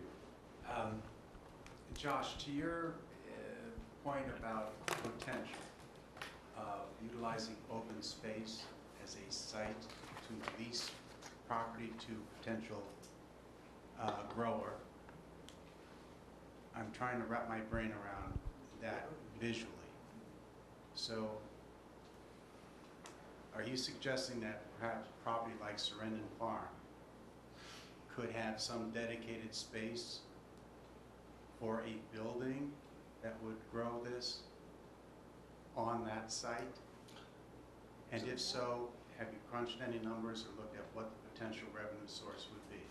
Well, let me answer the first part of your question first, okay?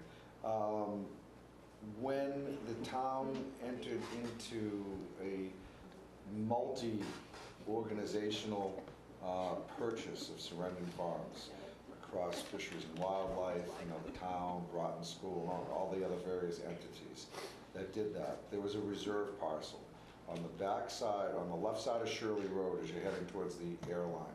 I believe, and don't hold me to this, that there was 13 acres.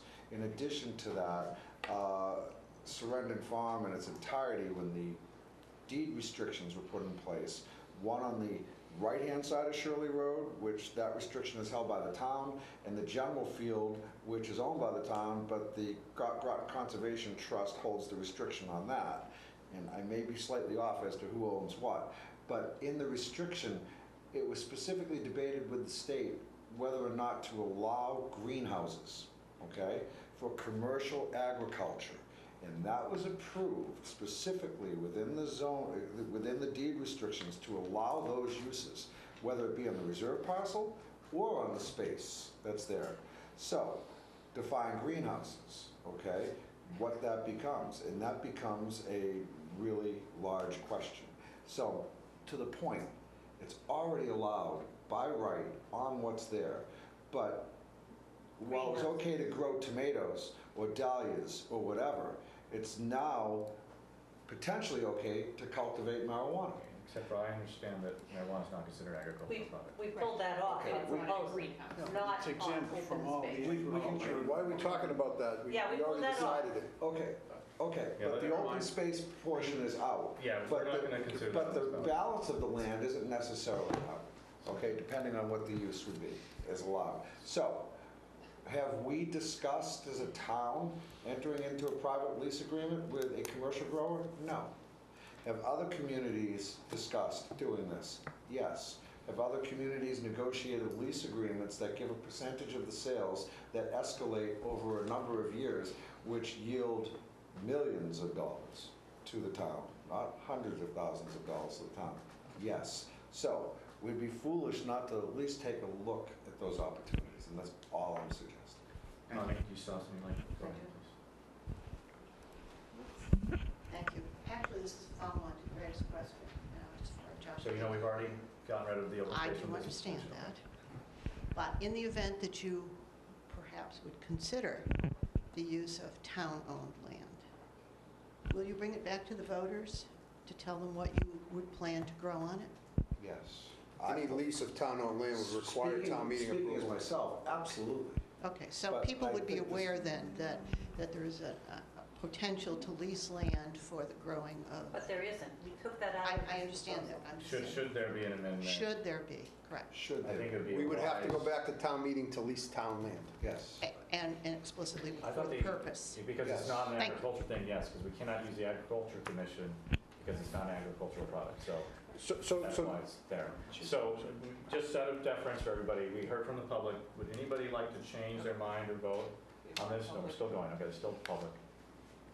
Please, Jack, go first. So I was disappointed last week, well, actually, I want to say I was heartened this week to hear Mr. Geiger and his advocacy for when the town speaks that we should just unquestionably respond. I was disappointed last week to hear efforts to diminish the value of the vote, both in terms of the percentage in favor and not, and in terms of its midterm status and the 20% turnout, et cetera. When we start making those kinds of qualifications, we start to diminish the value of elections in general. So I wanted to point out, it was mentioned today that the marijuana question was sort of tangential to the real issue being the senior center. I would point out that there were 10 fewer votes on the marijuana question than there were on the senior center question. And then after that, something like 350 fewer votes on the most popular candidate. So while this is a midterm election for candidates, the marijuana and the senior center question were far more of interest to voters and were almost, for all intents and purposes, of identical interest if you're going to measure that by the number of people that voted. Thanks.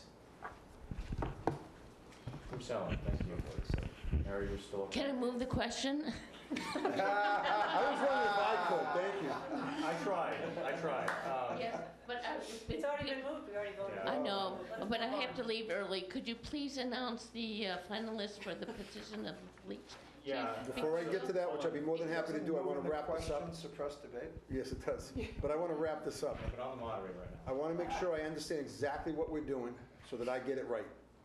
I'm going to ask town council to redraft a zoning bylaw that would allow research, testing, and cultivating facilities in Groton in I and GB in all three districts by planning board special permit. Yes, anybody disagree with that?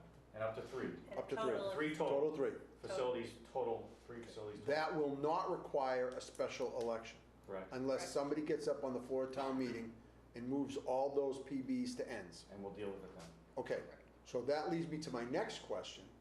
Do you want to have the town meeting on October 1st, 15th, or 22nd? Because if you have it on October 1st, that Monday, that's great, because then if somebody changes all those to ends, Tuesday you can call the special election on November 6th, very simply. If you do it any time other than that, the 15th or the 22nd, you are now into another election.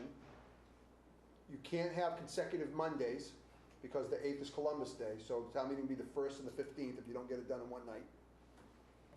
But I would suggest and recommend to you, that actually helps me on the free cash issue if you go the 1st and the 15th.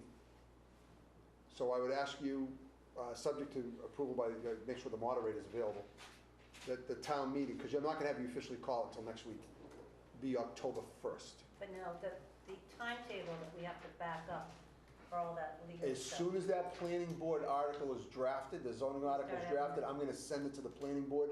You'll be well in advance of the town meeting. Give the planning board plenty of time. Yeah. Do you agree? I would think so. I don't see a tremendous amount of work in modifying this It's a stuff. 2-second article. Right. Town council draft this in 2 seconds.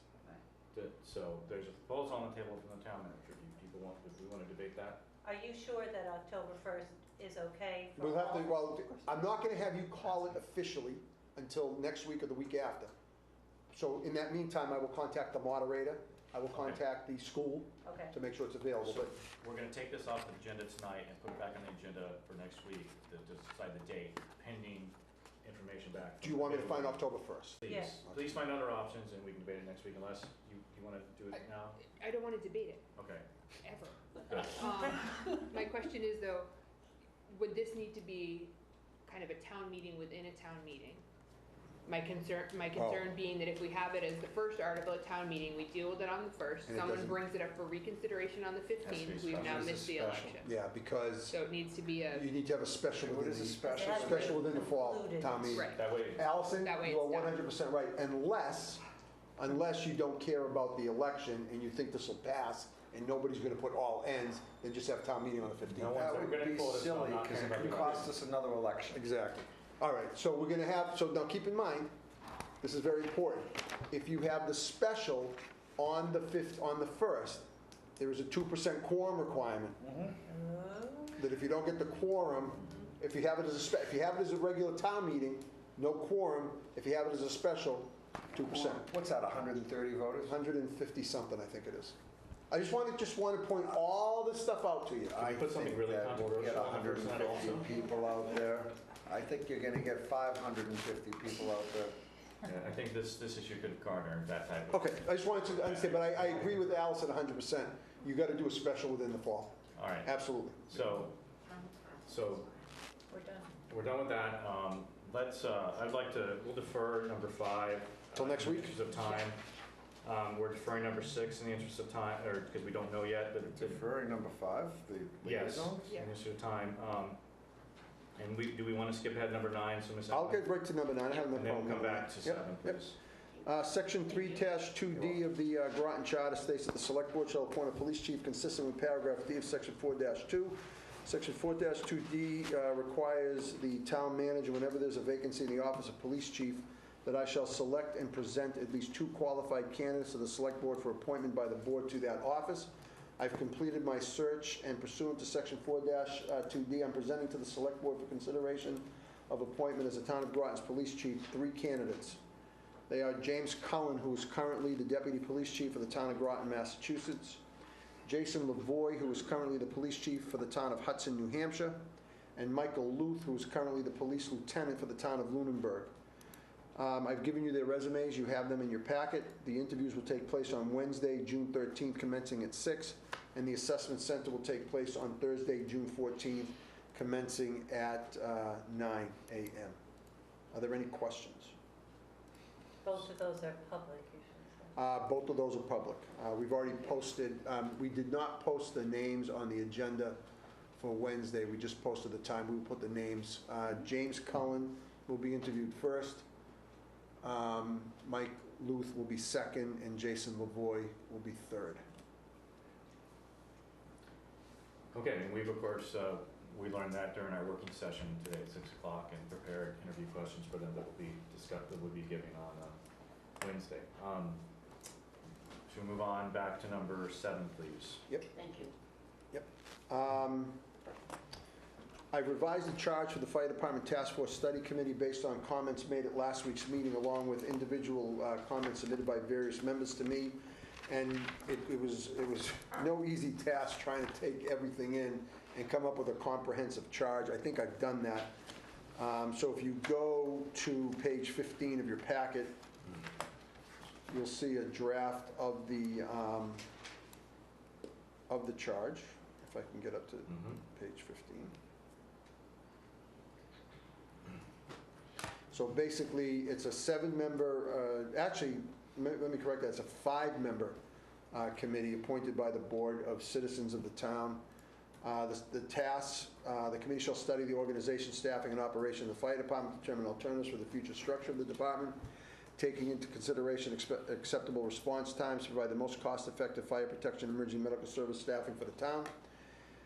Basically, more specifically, engage the community in establishing, compare the performance and recommendation of the current services to NFPA, OSHA, and ISO standards, analyze the benefits and disadvantages, cost, impact, and anticipated time for implementation for each alternative. The alternatives at a minimum shall include the maintenance of the status quo for staffing with existing compensation structure, addition of on-call staff, or addition of non-call staff based on staff to ensure basic 24-hour coverage. If the study shows that additional staffing is required, determine the additional full loaded annual cost required and define as qualitatively as possible the added benefit that will accrue to the citizens of Groton. Review the town's current compensation level, including that paid in comparable towns for on-call and emergency medical personnel. To the extent that change in Groton's current compensation level is deemed appropriate, to implement the recommended organization, staffing, and operation of the fire department, and propose a new compensation level for the on-call positions. That's the charge. The committee will be made up of 5 members of registered voters in the town of Groton, and the town manager and fire chief shall serve on the committee as non-voting members. I think I got everything. Maybe Okay, didn't. I was going to say thank you to everybody, the members, for contributing to this and get it done, but perhaps we're not done yet. Please, John, you go first. Just quickly, for clarity, onto the membership. Exactly. The committee shall consist of 5 voting members. And the town manager and the fire chief will serve as non-voting members. Gotcha. Just to distinguish those two. Yep. And that makes it still a 7-member committee. It would still be a 7-member committee. Okay, I got you. Thank you. I think you're on the Yep. 7-member committee. I think you need to clarify who's voting and who's not. 5 voting members. Becky? Yeah, I was just gonna, one thing at the very top in your little graphic-y thing, it says number of members 7, which I guess we've just It is. decided Yep. it is. Okay. I'm sorry, I was out of town, did not get my comments in real early, so I was kind of late to the game. I am a little bit uneasy that it doesn't ever say anything there about looking at the hard data of response times and usage patterns over some period of our history. And I kind of think that should be there. Isn't that So in number 2? I would consider that covered in number 2, compare performance and recommendations of current services provided to the national, to the MFPA up. So in other words, what are we doing today? What are our response times today? Comparing current, Yes. I see what you're saying, is compare, we just add that word in, current? Current, it does, of current Says current. services. It says current services Current provided. services. That, look at response If time. there were a comma, it's worded strangely. I didn't really see it that way. That absolutely doesn't. I agree with you. Well, performance and recommendations of current services? What, The current services provided, what is their recommended levels under today's budget? What are the current response times? okay, the current As long as- performance? as long as there's people on the committee that are gonna understand, we really do want this based on data. I don't think you'll be disappointed with the data. Okay, So I'd ask the board to approve this charge tonight and start taking Yeah, I see it. names. Jack from the public, please. To the, Mark, could you go back up to the charge, and I think specifically number 5? Sorry, number 6. So there appears to be a standalone item here to do effectively a cost analysis for the on-call firefighter and EMS services, independent of whether or not it's needed in order to achieve the prescribed service. It seems like earlier on, number 5, you say if study shows additional staff is required to determine the additional full loaded annual cost, blah, blah, blah. It seems like that covers number 6. To set number 6 as a standalone and in fact your largest specific requirement for this group creates an expectation of potential income adjustments for your call firefighters. I would suggest that not be part of this. that you include the expectation under number 5 and leave it alone and don't set that expectation. Thanks. I think I understand what Jack is saying on that, but the fire chief did ask, he would like to see that as part of the study, but that's up to the board to decide. Does anybody on the board feels that number 6 muddies the water or is outside the scope of what we could ask this task force to do? Why does it call out only for on-call? Do we not? I mean, We have a basically, union this contract. is a compensation, Yeah. but this is like a comparison for parity with other For communities, right? on-call.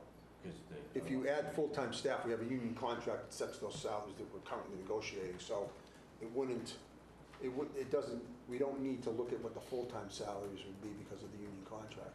Steele thinks we should just look and see where we are with the call numbers as part of this.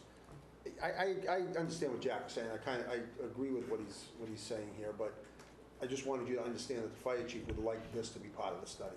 I guess what I'm saying is it's a standalone personnel board issue, the kind of thing we do for firefighters and other employees in town. It should stand on its own outside of a do we need a full-time firefighter question. John?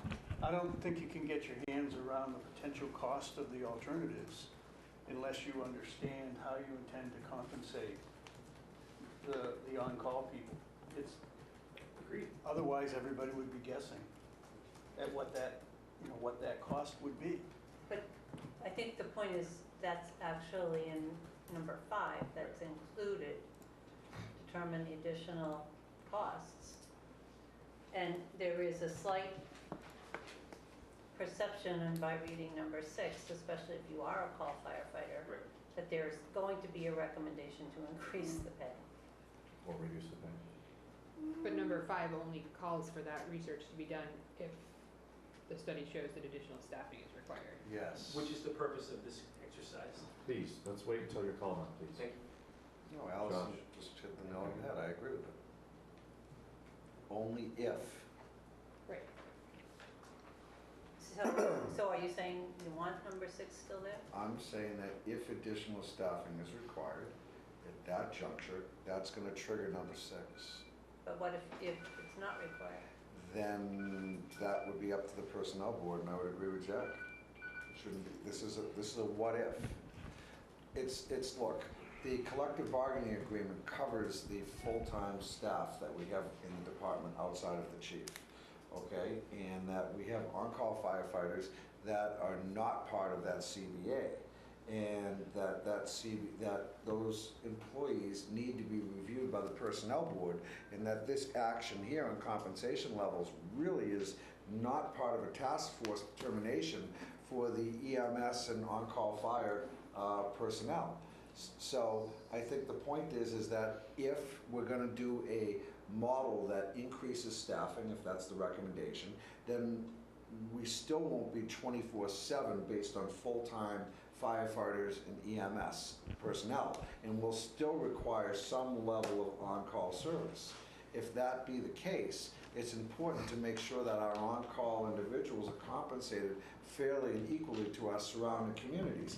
Because one of the problems we may be having with the need to potentially add more staff is that we're not fairly compensating them. As a result, we're losing our call staff. So it's a catch-22. Well, Go ahead, John.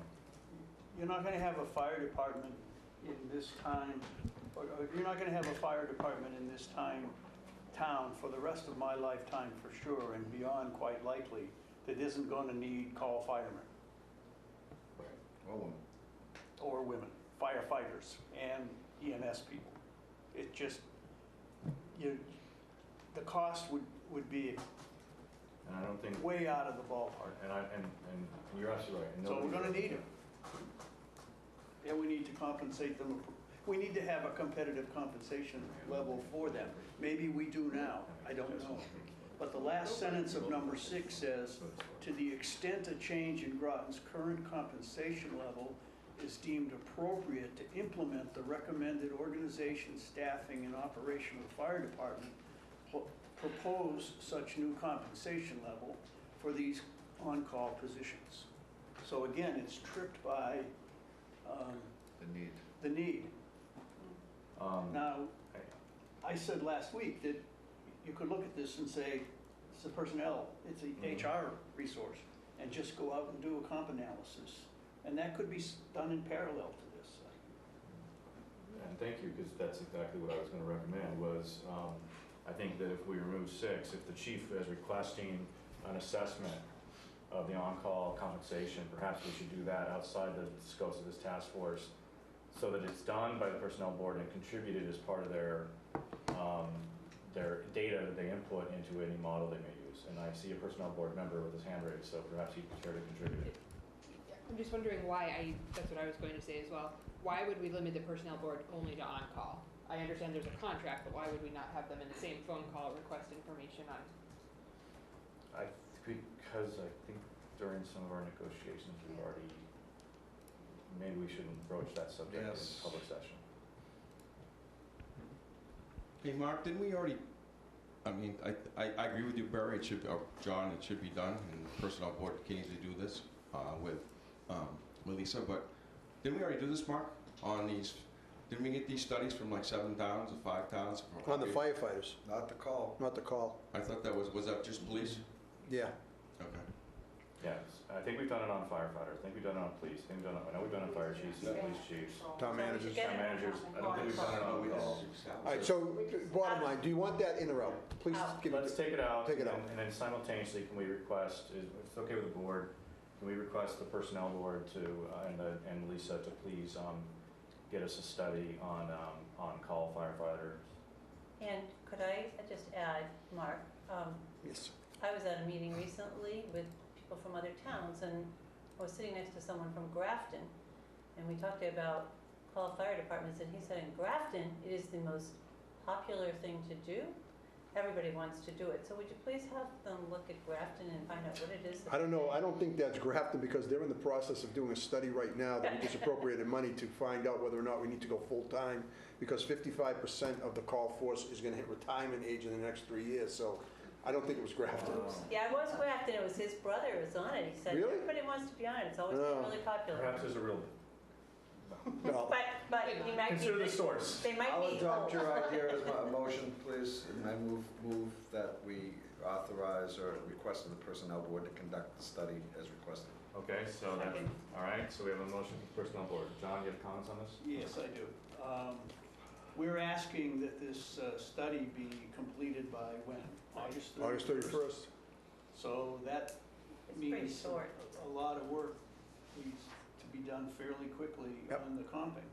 Right, the Because personnel they'll board, need that by, say, the end of July. It won't be that hard for the personnel board to do That's it. the the personnel Okay. board tends to turn stuff like that around relatively rapid time Okay, for us. I just want to make that. I plan on bringing the, we're starting to get interested people to serve on this committee.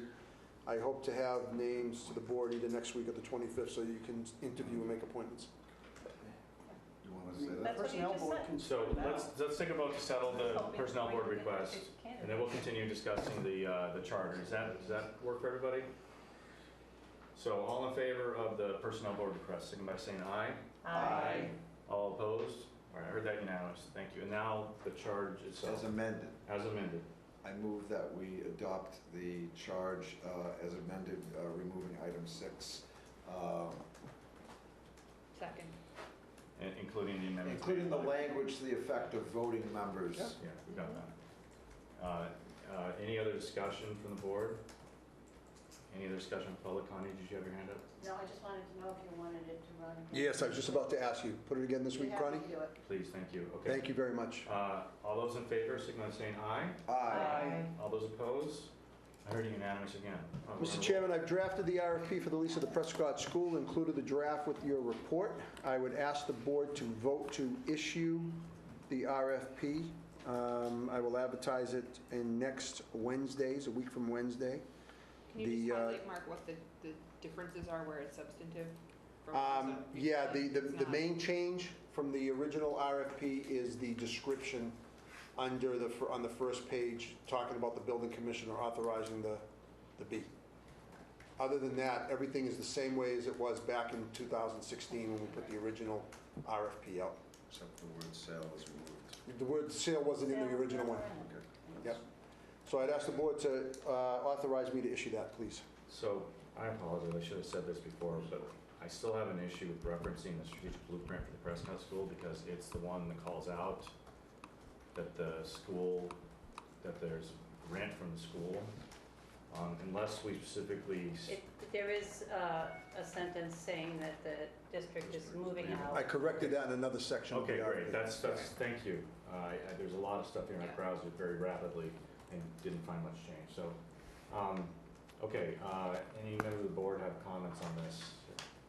Is everybody prepared to take a vote on this tonight? Everybody feels comfortable? All right. Nobody members of the board, members of the public, Art, you got the microphone? Yeah, I just wondering if there's any requirement in there for business plan of any type. Yep.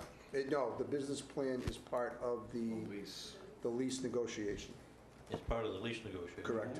So you could award the contract without any information as to whether you're going to have to Selectmen will not subsidize. sign a lease without a business plan. Pardon? The selectmen will not sign a lease without a business plan. That's the Okay. same thing that we operated under before. But the business plan will identify how they're going to generate the income Correct. to pay for the operation of the building. Correct. That's separate from renovations. No, I understand that, yeah. That's correct. What we're expecting to see, I think, in Yeah. a business plan. You are correct. How are you going to earn the money to keep the building going? But shouldn't that be in the RFP response? We're not asking for that. And we didn't ask for it the first time. It was in the response on the last one. This is the identical RFP with the exception of that. what I just mentioned. Okay.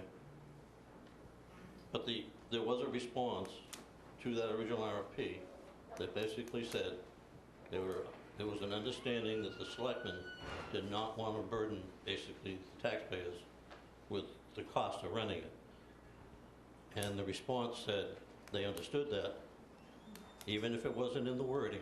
That is an evaluation criteria in the RFP. Okay. I think it's that covered, Arthur. It would not cost the residents a dime. I think that's almost a quote. And I don't want to see us get into a situation like we got ourselves into years ago on the country club. Because we didn't do our homework and we ended up subsidizing the country club for years. So, Yeah, I'll let Josh respond. I myself don't want to see this directly be part of any budget that costs us money. However, there was language included within the budget that passed in the event we weren't able to negotiate a lease with someone to cover the carrying costs of that building. $32,000. 1 year. Can I finish? Art, can I finish? Okay, go ahead. Thank you. That I 100% agree with you in terms of moving forward after that 1 year, that there should be no taxpayer cost. However, anyone can come forward with a CPC application in terms of talking about renovating a building, especially one that's owned by the taxpayers, which the Prescott School is. We can't guarantee or we can't write in anything into a lease agreement that will prohibit that from occurring. So, to the extent that this board can control things by not including things in any subsequent budgets, that's fine. But just understand that there could be an application brought forward by the successful respondent to the RFP that could place a burden on the taxpayer through the CPC funding in the future. I'm not talking CPC funds, I'm talking operating costs. And if you go back and you look at the numbers that were proposed last time, Same thing with the chairlift. when you subtract out the revenue, quote unquote, we guess we couldn't call it rent, from the Groton Dunstable School, you got a 5-year hole that's $70,000, $80,000 a year to begin with, just for operating costs. Just for operating costs. Nothing to do with CPC, because the CPC is not going to cover snow plowing and heat and oil, electricity at all. I want to bring up a point too. A couple of things that we're going to have to do to lease this building. Fix the ramp in the back, fix the fire doors, and make some of the handicap improvements. And we're trying to get a waiver on whether or not we have to put a chairlift in. That's our responsibility. Allison brought up a very good point. I want to make sure everybody's aware of that. So that could involve taxpayer dollars, but that's the only way we could lease it. Well, there is some money that the CPA has dedicated to this building for previous projects, and the money is still in there. We can go back to the CPC and ask to reallocate some of that for this purpose, some of it. But Allison, that is a cost that we're going to have following up on what Art's asking. I want to make sure everybody's aware of that. John? I just want to add to that getting these things done that Mark's describing are conditional on the B Correct. classification. Have to do it. If this isn't done, you don't have B. Correct. If these things aren't knocked off. Absolutely 100% correct. Allison? So at what point, Mark, do we get an understanding of what those costs are? I'm in the process of working on that now. So do we have the ability to issue an RFP, get proposals back, determine that these costs are prohibitive, and then just not move forward with a lease, or? Well, what I would say is It's a provision that says we don't have to award the RFP. Correct. That's what I just want to make sure that. Yes, you have that, you absolutely have that right, Okay. or we can also issue an addenda before the 30th, once we get that, the 30-day period that it's advertised. And we'll for. have an understanding of all of our costs. Yes. Before we. Absolutely. And those are the three main things that I just brought up. Words like main frighten me. So the things that we have to follow, all right, let me correct myself. Follow what John, all the things we need to do to get the B change. Following what John said. Thank you, Allison, for that Go ahead, clarification. John. I would like to see us work on this in a manner that we get a decision, and if there aren't other bidders when we go through that process, that we can move things along in such a manner that Friends of Prescott could begin their lease in time to handle their planned fall activities. Well, that's why I want to advertise it now, so that we can get it back by July 26th, so that we can negotiate with them before September 1st. It's going to have to be a really quick, we already have the framework. I mean, Bud and I already have the framework of the lease.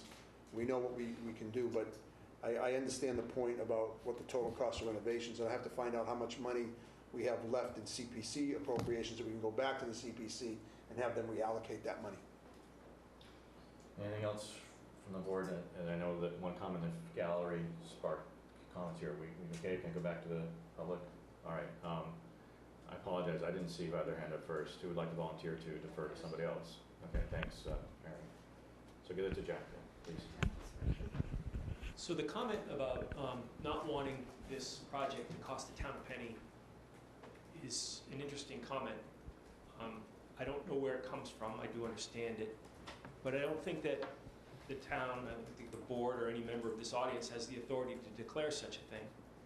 I think just like with the country club, where it was many people's objectives not to have the country club cost the town anything, it was best left up to voters who got to decide year after year whether or not they were willing to pour taxpayer money into the country club because they valued it. I think it's the same thing with the Prescott. This is a similar initiative in terms of its size and importance to voters, and voters have demonstrated their willingness to spend taxpayer money on this project. So I'd like to ask you to refrain from making such statements. You can certainly hold such opinion, but let taxpayers decide whether they're willing to spend or interested in spending money on this. Thanks. Chair will remind the public that the public can speak their mind and speak what they want to, and they don't. The public doesn't have the ability to ask the public to refrain from speaking their mind. Thank you, Mary. Please. Well, speaking my mind. Please. Yes, I would, as an applicant or organization that will respond to this RFP, we're interested in this proceeding as quickly as possible. I just came from a meeting seeking volunteers to put together a set of programs that would be due to start in October if the RFP is voted tonight. If the RFP takes 38 days as stated, if we would be granted the RFP. And so we have many people operating on faith right now, and they're doing it right now so that it will be a productive money-making operation. Every delay, as John mentioned, would mean that we cannot possibly meet a deadline to have fall programming that makes money, that gets its backs to the town. And I do want to say, whether Friends of Prescott is chosen or not, the lease is two-way negotiations. Friends of Prescott is going to be negotiating for a certain amount of space that's in a certain condition. We are not going to, if I was the person negotiating, saying I would like to take over with no expense to the town, a building that is not in proper shape and that I can't use all the building. I think the town has a certain amount of obligation, and they did vote it to put some money into Prescott for that contingency. And that's why the lease negotiations, I think, will decide whether the town is going to put some money into Prescott or not. It's a two-way street. Anybody else on the board? Yes, you did it, I looked away. I'll make a motion. There we go, I'll take a motion, thank you. I'll make a motion that we approve the RFP for the lease of the Prescott School as written. Second. It's been motion and seconded. Any further comments from the board, questions, anything further from the public? All those in favor of the motion, please signify by saying aye. Aye. Any opposed? I heard it unanimous. Mr. Chairman, it's that time of year for the town manager and select board to make the annual appointments or reappointments. This week, we'll address the town manager's appointments. We've given you a list of them. Basically, we'll go page by page. I'll read the names into the record. Unless I specifically state a year, they're all 1 year. Excuse me, but this is the reappointments, right? Page 51.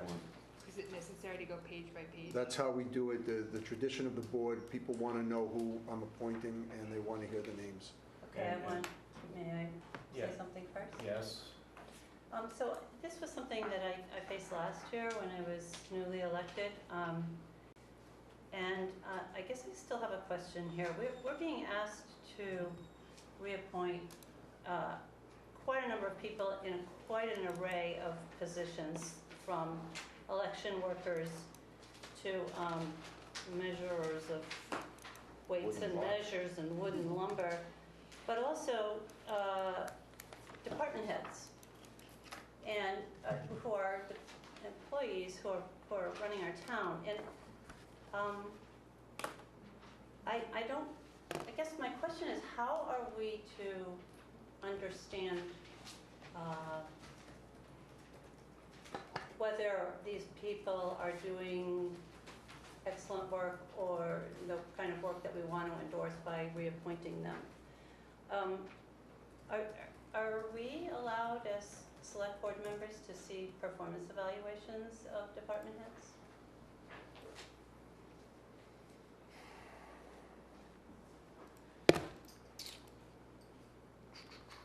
Let me answer that by saying that I review them annually, and if I didn't think they were doing a good job, I wouldn't bring them back to the board for reappointment. And if the board has an issue with a particular department head, you need to bring it to my attention, and I would be more than happy to sit down with that individual member and discuss their reviews with you.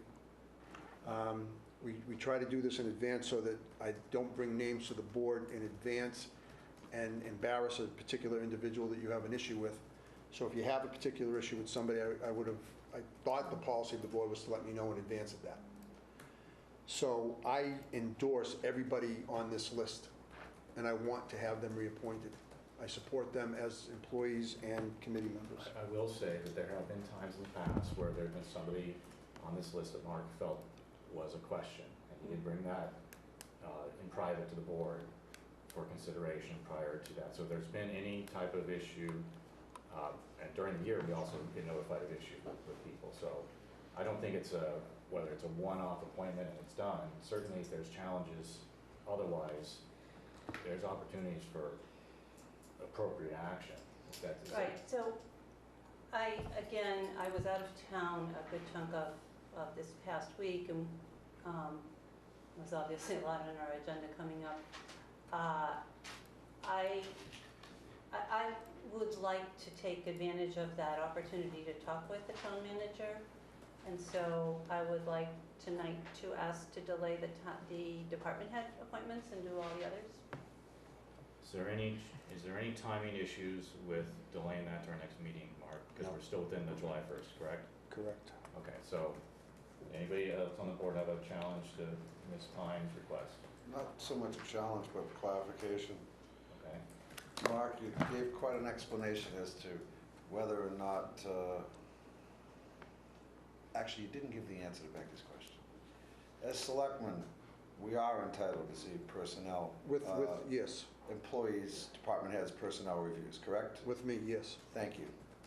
I mean, and I'll just say that I think that I don't want this just to be a rubber stamp exercise, and yet I want to know how I can be responsible about it. So that's why I appreciate the indulgence of waiting a week on department heads, and I will talk with you more months. So just as an aside, the way I've gotten around this is I've gotten to know department heads and work with them and talk with them and talk with the people that work with them and see what happens, what their job does. I took some time to do that my first year, to be really aware of how the town hall works and who works within it and where their strengths and weaknesses are, and in some cases work on some of those. So Right. there's other ways, and I would argue that not necessarily reading the performance review may be the best way if you're concerned about rubber stamping a performance review, right? You may want to, I don't say that, because you may want to go find your own Right, opinion. no, I and search your think own that's opinion. excellent. I also know, as you all do, that we hear from people, and I don't want to make an unfair judgment about someone based on a citizen who contacts me without knowing the broader context. I need to say something. I think it's okay. No, I need to say, no, I need to say something. All right, well, calm down. But I'm very calm. All right. Becky said she was away last week and didn't have a chance to review it. The select board have a policy. That policy requires me in May to send out the list. And on May 22nd, I sent out the list of my reappointments. Okay? Nobody got back to me on that. So I put together this list to bring forward to the board tonight. And I'm very, very disappointed that there's a particular, or maybe all of the department heads, that the selectmen are now discussing in a public meeting, putting them all on notice. Our relationship with the department heads, for a variety of reasons, is tenuous right now. And this is going to make it worse. I'm very, very upset. And I just want to put that out there. You've had 3 weeks to tell me if you had an issue. And if you had an issue with a particular department head, I would not have brought that name forward tonight. But now you're holding up all 17 department heads. We're not holding up anything. Okay, I'm just pointing it out. Please make all haste to solve the situation. Yes, Allison? So I was just gonna say that I think it's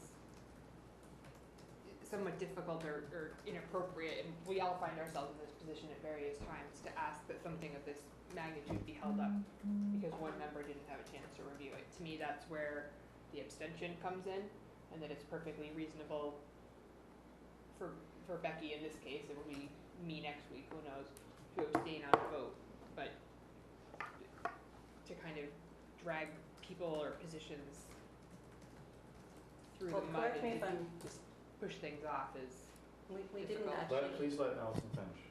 I don't think it's appropriate, but. we did not actually get the corrected list until yesterday. I've heard two dissenting Department heads opinions on didn't this change. item. I'd like the rest of the other two members weigh in here, please. Would you like to delay, or do you want to move forward tonight? I'm comfortable moving forward tonight. Mr. Geiger, would you like to delay, or are you comfortable moving forward tonight? I could move forward tonight, but I also think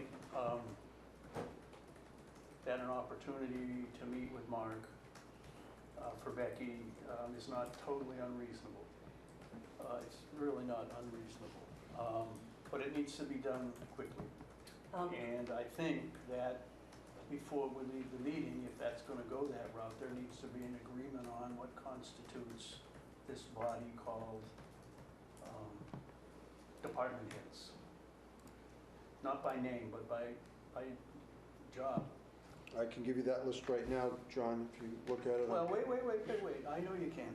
I'm just saying, we may not Yeah, we're even gonna need meet it, Mark. Wednesday night, that's what I'm just saying. Can't do it Can't- Wednesday can't night add a because posted legally list. will not be on the agenda. No, What about the Thursday? no, that's not a selectmen's not meeting, on. and it's not guaranteed that we'll have a quorum. It's posted as a select. It's posted as an assessment center, and I'm not going to sully the assessment center with any other things. It's important enough, it should stand alone on its own. I will not allow another item to come in front of that. we can put this on the agenda for next Monday, but we will be taking a vote on this next Monday. Is that clear to everybody? Absolutely. Yes. Thank you for everybody's patience on this item. So I just assumed bring back all my appointments next week, Mr. Chairman. Thank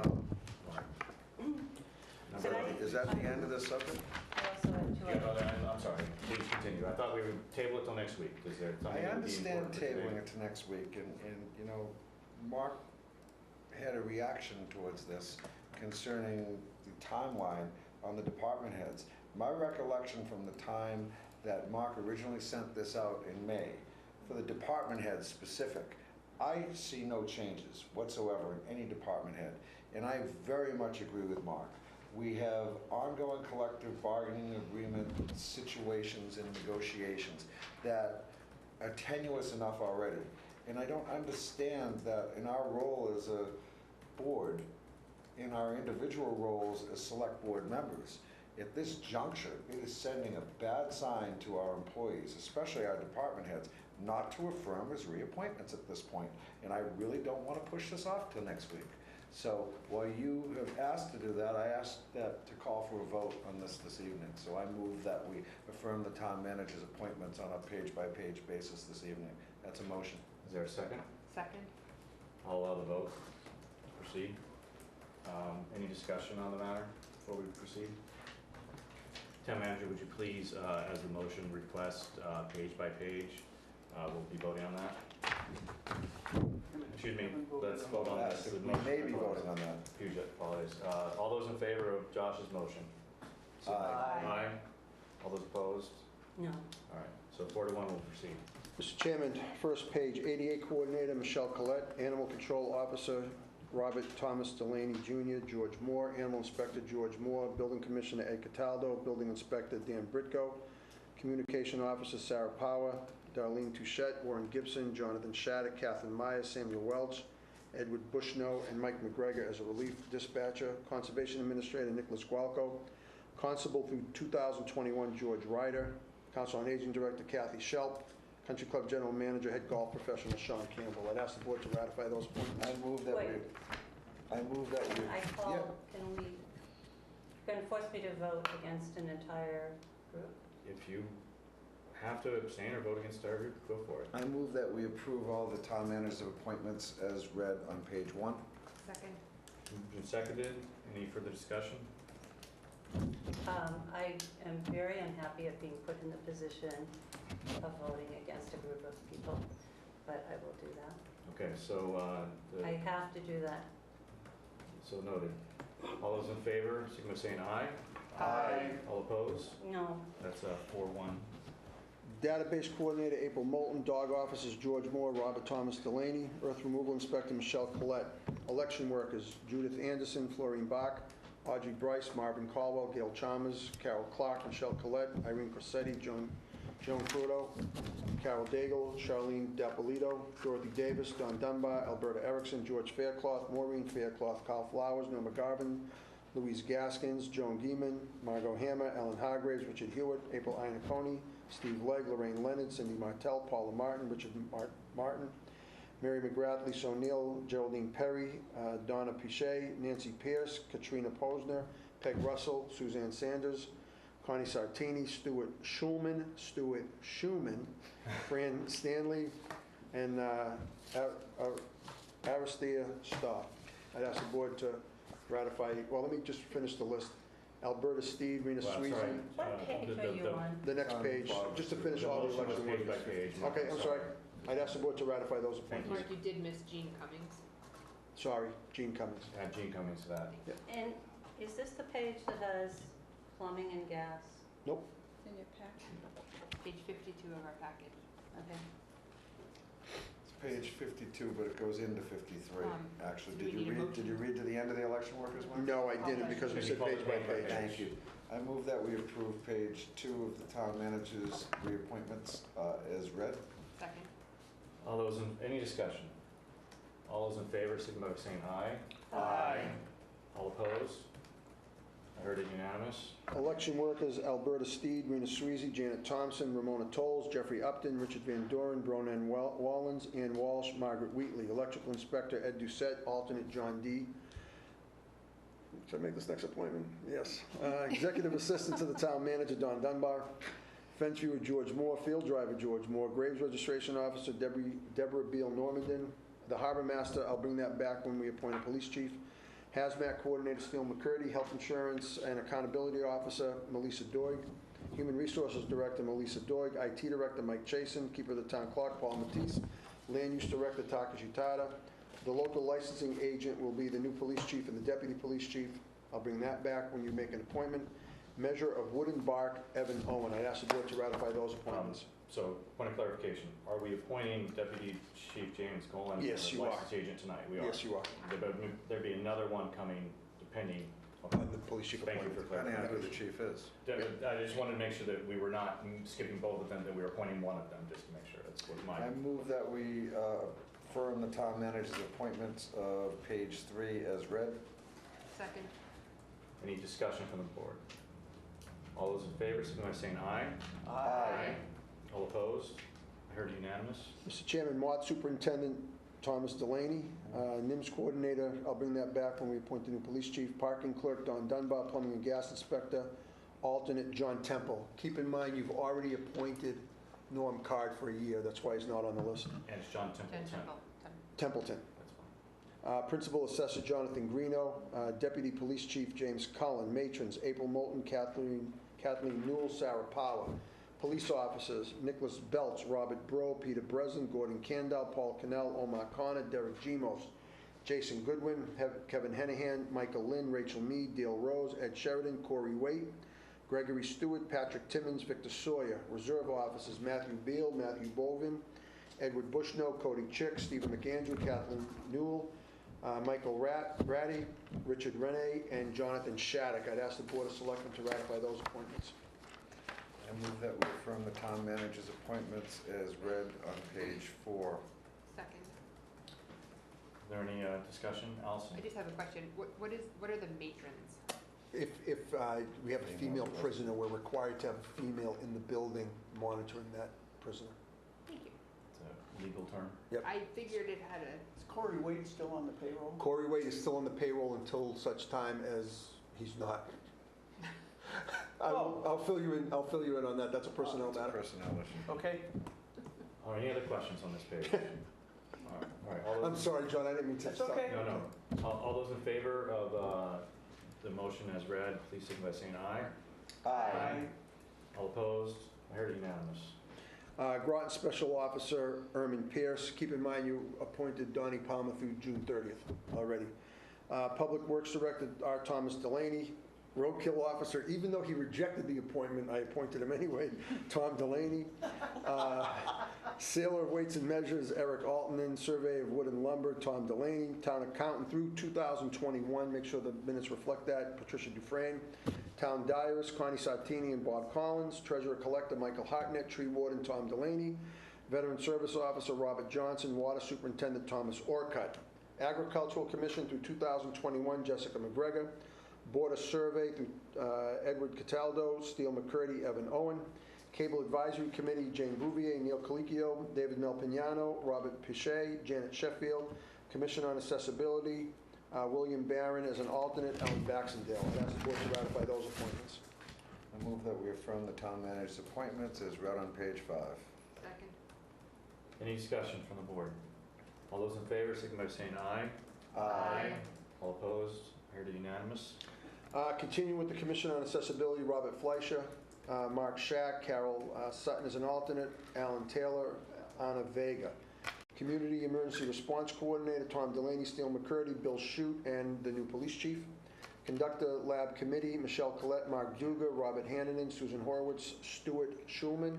Earth Removal Advisory Committee, Ray Capes, Tom Delaney, Robert Hannanen, Edward Perkins, Eileen McHugh. Emergency Management Agency, Pat Arrow, Stephen Byrne, Peter Cunningham, Francis Cusick, Daniel Dadno, Tom Delaney, Ed Doucette, Heather Emsley, Kyle Flowers, Noah McGovern, Mark Haddad, Penny Holmeyer, Susan Horowitz, Holly Jarrett, Leroy Johnson, Robert Johnson, Kevin Kelly, Steve Legg, Catherine Lincoln, Frank Mastrangelo, Mark Miller, George Moore, Steve Moulton, Steele McCurdy, Alvin Neff, Kathy Newell, Thomas Orcutt. I'd ask the selectmen to ratify those appointments. I move that we affirm the town manager's appointments as listed on page 6 with the exception of the new police chief. Second. You have to bring that one back. Yeah, I'm going to bring back, when you appoint the police chief, I'm going to ask you to ratify the appointment of him in all these positions. I understand, but I Okay. just, We just want to clarify. Yep. Any discussion? All those in favor, signify by saying aye. Aye. Opposed? I heard it unanimous again. Mr. Chairman, continuing with the Emergency Management Agency, Christine Packard, Benjamin Podziadlo, Kathy Puff, Karen Reif, Connie Sartini, Kathy Shelp, William Shute, Bill Van Charlock. I will tell you, Connie and Tom Delaney are going for the most committee appointments. I like that. And the Garden Club. And the Garden Club. Great Ponds Advisory Committee, Francois Forbes, Marshall Jaguar, Susan Horowitz, James Leaning, Art Press, George Wheatley, Alexander Woodle. Greenway Committee, Adam Burnett, Carol Couturier, Carol Greenfield, David Pitkin, Marion Stoddard. Historical Commission through 2021, Michael Lateres. Historic Districts Commission through 2021, Peter Benedict, Elaine Chamberlain, Laura Moore. Insurance Advisory Committee, Michelle Collette, George Brackett, Gordon Candow, Kathy Shelp, Barbara Cohen, Melissa Doig, Derek Gemos, Warren Gibson, Hannah Mola. I do not have somebody from the fire union. I'll bring that back. Ann Walsh. Although it's the fire union rep, so if you just ratify the fire union rep, they designate by law who that person is. Okay. Local Emergency Planning Committee, Bob Coleman, Tom Delaney, Carl Flowers, Susan Horwitz, Holly Jarrett, Kevin Kelly, Leroy Johnson. I'd ask the selectmen to ratify those appointments. I move that we ratify the town manager's appointments as listed on page 7. Second. Any discussion? All those in favor? Aye. Opposed? Ayes have it, unanimous. Continue with the Local Emergency Planning Committee, Steele McCurdy, George Moore, Tom Orcutt, Kathy Puff, Kathy Shelp, William Shute. Old Burying Ground Commission, Amanda Gavazzi, Eleanor Gavazzi. Recycling Committee, Mike Brady, Tessa David, Tom Delaney, Jamie King, Diana Keeney. Regional Emergency Planning Committee will again be the new police chief, Steele McCurdy and William Shute. Senior Center Building Committee, John Amaral, Michelle Collette, Peter Cunningham, George Faircloth, Gary Green, Moran Coesian, and Annika Nilsson Rips. Sign Committee, Joshua Deegan, Mark Haddad, Carolyn Perkins.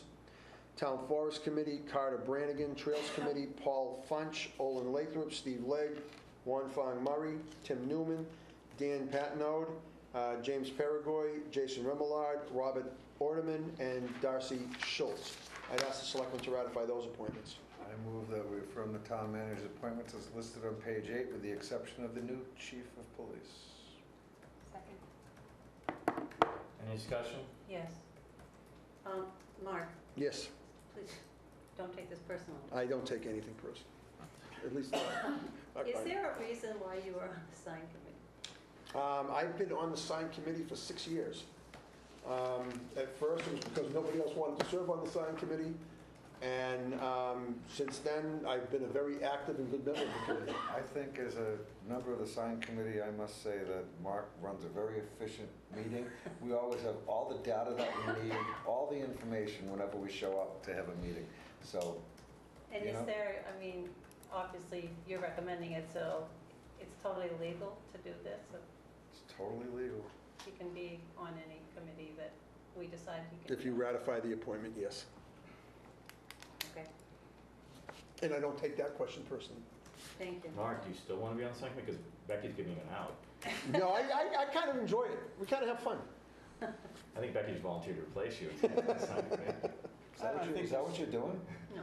I think there's value in having somebody from that committee in this building most I of the agree. time because people come in with questions and so forth. I agree. And we do answer them a lot. So did I make a motion? Yes. Yes, you did. Thank you. Any further discussion? All those in favor, signify by saying aye. Aye. All opposed? I heard unanimous. You're almost done, Mark. Thank you. Yep, Weed Harvester Committee, John Crowell, Garrett Derling, Eric Gaga, Bradley Harper, James Leaning, William Strickland. William Barnes Committee, Bruce Easom, Robert Niffen, Kathy Stone, Joseph Toomey, Sandra Tobias, Alfred Wyatt, Leo Wyatt. I'd ask the board to ratify those appointments. I move that we affirm the town manager's appointments of the 2 committees as listed on page 9. Second. Any discussion on that one? Seeing none, I'll call for a vote. All those in favor? Any opposed? I heard unanimous. Mr. Chairman, we are selling the light department's former garages to Dan McElroy, and there is a deed that needs to be signed and submitted for that. Kevin Kelly and I will sign that, but we need specific votes for the deed from the selectmen and the light commission authorizing me and Kevin. So I'd ask the selectmen to take that vote and authorize the clerk to sign the affidavit certificate saying that I am the town manager and you allow me to sign the deed. Is there anything about this in our packet? I just got it today. Yeah, I didn't see the deed. Well, the deed is the sale of the land. This is authorizing me to sell it, to sign the deed. It's just transferring the property from the town of Groton to This has already been Dan voted by town McElroy. meeting. Town meeting's already It's already authorized. authorized. Okay. We're just Okay. Yeah, I could have all five of you sign it, but it's just easier for me to sign it. I understand that now. Yeah, this has been authorized by town meeting and was previously authorized to bring it to town meeting on behalf of Guild. All right, so what do you need from us? You need A vote to authorize John to certify that I can sign it. Vote to authorize John. John's the clerk, he has to sign it, representing the I board. move that we authorize the clerk of this board, John Geiger, to sign the document authorizing the town manager's authority to sign the deed on behalf of the board of selectmen. Very good. Thank you. Best motion of the night, Mr. Chair. I don't know if Don got that, but Close enough. she's good. She's got it. She's got the video too. Any discussion on the matter? Was it seconded? Yeah, it was Allison Allison seconded. seconded. All those in favor? Aye. Is that, I heard that unanimous. Yes. Thank you very much. Mr. Geiger you wanted to comment? Oh, I just wanted to make a quick comment that when Mark reaches retirement age, whenever that is, I think you got a good shot at reading those school closure notices. Those are old school Yeah, but they don't do that anymore, John. Thank you, John, I That career appreciate that. no longer exists. I appreciate that. All right, so we have nothing on our other business. Before we get to ongoing issues, I just wanted to try to set up some parameters. I wasn't quite satisfied with how that went last week because it felt like we were jumping around, and that was because many different people were trying to talk and get the things they wanted to do. So what I'd like to ask is Mark, if you can go just call out A, B, C, D, E. People can read them. And if any board member has an item on there that he's not going to mention explicitly, please say yes. That way we know what we're talking about rather than jumping from Q to P to I to J, right? I want the people at home to be able to follow this, especially the paper who's doing a very good job of trying to articulate these ongoing issues to the public. And I think it helps if we go down line by line. I know maybe you're going to do 22 letters, but at least then we know I'm what fine with letter that. we're on. And if you have something you'd like to say on something, you say it first. Yep. And then if you don't, just say letter A, letter B, letter B. Is that, okay, thank you. A, B. I would like to mention C. Don't forget, next week, prior to the meeting, we're going to commence at 6 to review town council questions. Please put that on your agenda, So though, so noted. I meet at 6. We have scheduled the interviews for the 16th of July. So I did go through, they all agreed to the 16th. I believe, have we scheduled them yet? Oh, we haven't done that yet? I have not done that We're yet. waiting to hear back. We're going to do that on the Got it. 16th. Thank you very much. Take care. Thank you, Don. My fault. D, E, Yeah, F, yes, E. E. What are we waiting for? I just haven't had a chance to schedule it. Would you like it next week? I can bring it back next week. This, I think, is pretty cut and dry. It is simple. It would be one less thing if we could Yep. dispose of Yeah, it. I'd like to dispose of things, if you don't mind. I think it'll be a rapid item. Please let it be. Please let it be a rapid item. We already asked and answered on this one. We don't have any ability because it's the state law, right? So It's a state law, It's law. and it's your job. that's right. It's pretty simple. My job.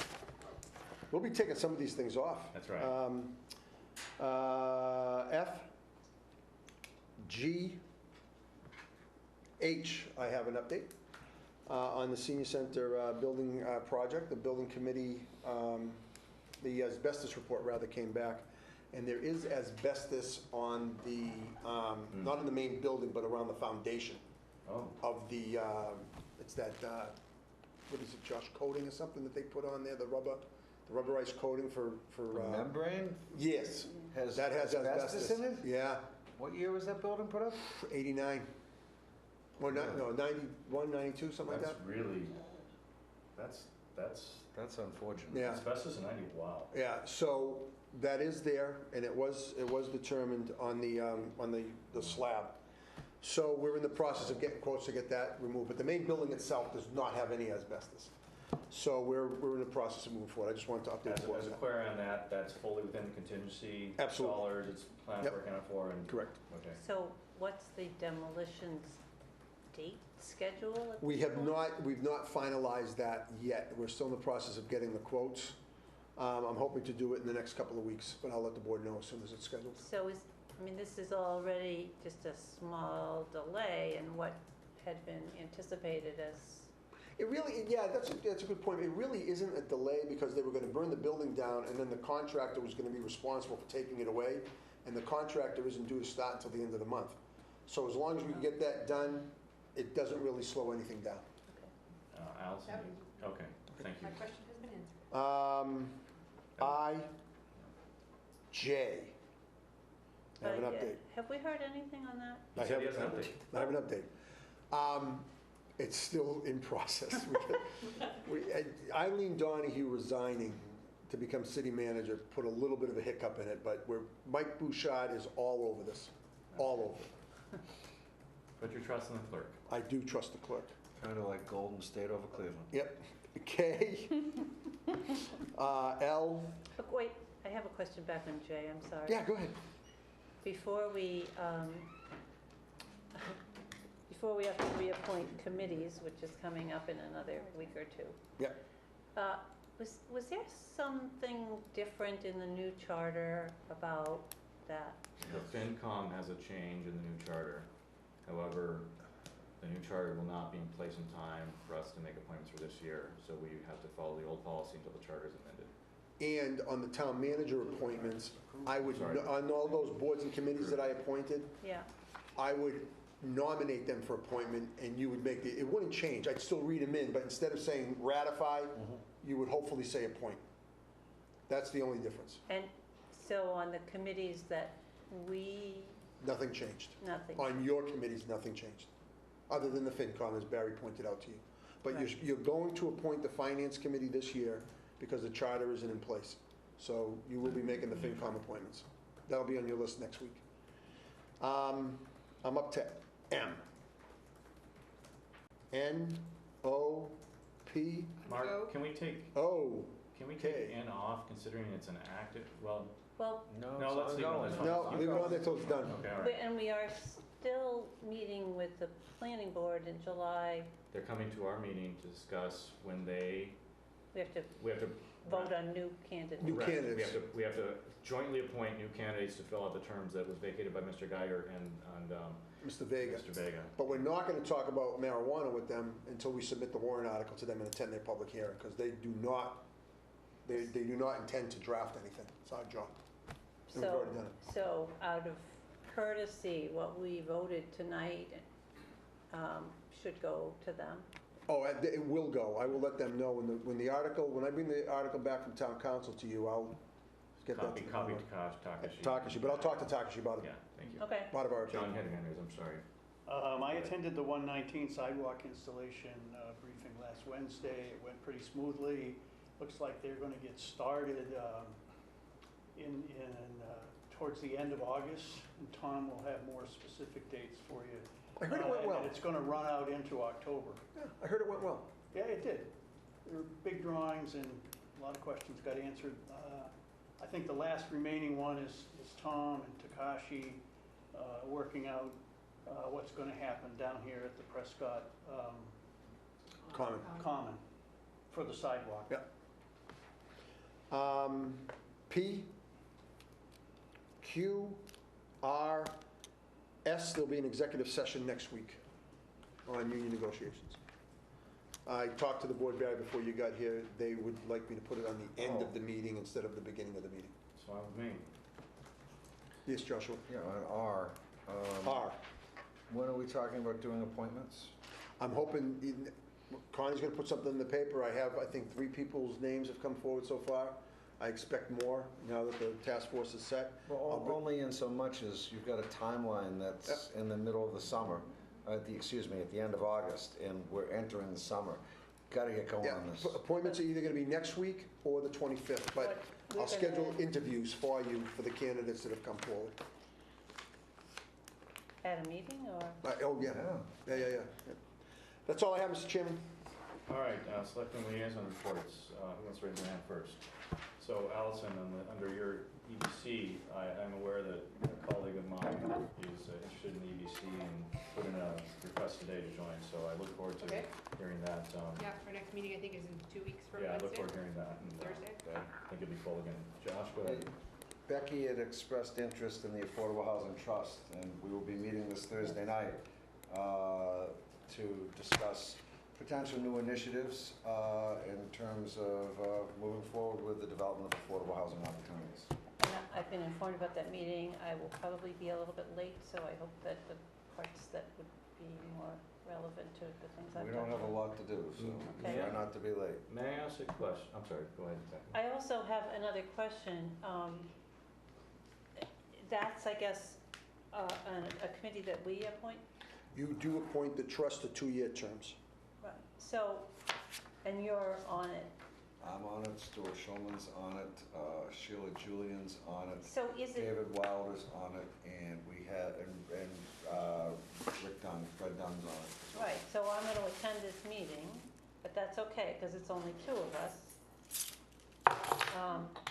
But going forward, is it, can we appoint 2 of us? I'm not there as a selectman. I'm there as an affordable housing trust. The charter requires a Two member members of the of- board. Thought it's 2 members of the board. It does require 2 members of the Well, board. so Or how their does that work? designee. Or their designee. And Stuart Schulman is the selectman's designee. Right, but at some point, if it were to become 2 sitting members, is that okay? No, we've had 2 sitting members, Stuart and Josh, when it was originally former sitting members on the board. Acting in our It's all capacity public as open meeting affordable law. housing trust, plus And- all the and meetings they're all are posted anyway. Okay. Yep, Yeah. So, and the fact that I'm going to doesn't cause attend an this one is issue. okay. Does not cause an issue whatsoever. So while we're on the topic, to muddy the waters as much as I can, please. While we're on the topic before Bachelor's, we did get a notification that one of the units in Groton Commons is up for sale. Is that accurate, Groton Correct. Commons? I don't think it's Groton. Mill Run. Commons. Mill Run. Mill Run. Bill Mill Run Run. Plaza? Thank No, you. Bill Run. No, Groton residential, Groton- Groton residential. Garden is a Mill Run. Residential garden. Thank you for Forget that. Sorry for the confusion. And one of the options was for the town to buy the affordable Purchase unit. it, right. Is that something you guys discuss? Might be on your agenda for We've Thursday? had that option before on previous units, and we've declined that option. And no more is going to be said because they're going to discuss it on Thursday maybe. No. Well, I think it's an interesting I just want to know if it was on your agenda for Thursday, that's all. question, because it's stated that there's a process that if it doesn't sell to another affordable Entity, it could come off entity, the roll. then it comes off, and that would seem really unfortunate. It would, but also, I'm trying to be as politically correct as I can. The Affordable Housing Trustees have not been interested in any of the units there for a multitude of reasons. No problem. Thank you for the answer. Appreciate That that. was the most politically correct statement you've ever made. I read behind the lines. years. We're all good. Come on, Okay. I've been working. Any more selectmen liaison issues that we'd like to consider? I know we deferred liaison appointments till next week. Thank you for your patience on that. And I only heard from one member who wished to change or recommend for appointments. So the rest of you just get to decide what I say. I think you must have heard from 2, because there was mention in Mark's note to us about one person's interest. I only got direct notification from one. There were perhaps it was the town manager. What are we received talking information about? Selectmen Liaison liaisons. appointment. Thank you. All right. I was lost. Yes, but the request to let Barry know. And That's okay. If Mark knows. I did that in my town manager's If report. Mark knows, I know. Yep. You know, except you didn't. Except I didn't, but that's because I didn't review them completely. Yes, please, can we approve minutes? I move that we approve the regular scheduled meeting minutes of June 4th, 2018 as printed. Second. Any discussion on this item? Seeing everybody wants to leave, I'll call for a vote. All those in favor? Aye. Any opposed? Dawn, good job, thank you very much. And we are in adjournment. I'll Good night, see you next everybody. Monday. Good night. I'll see you all Wednesday.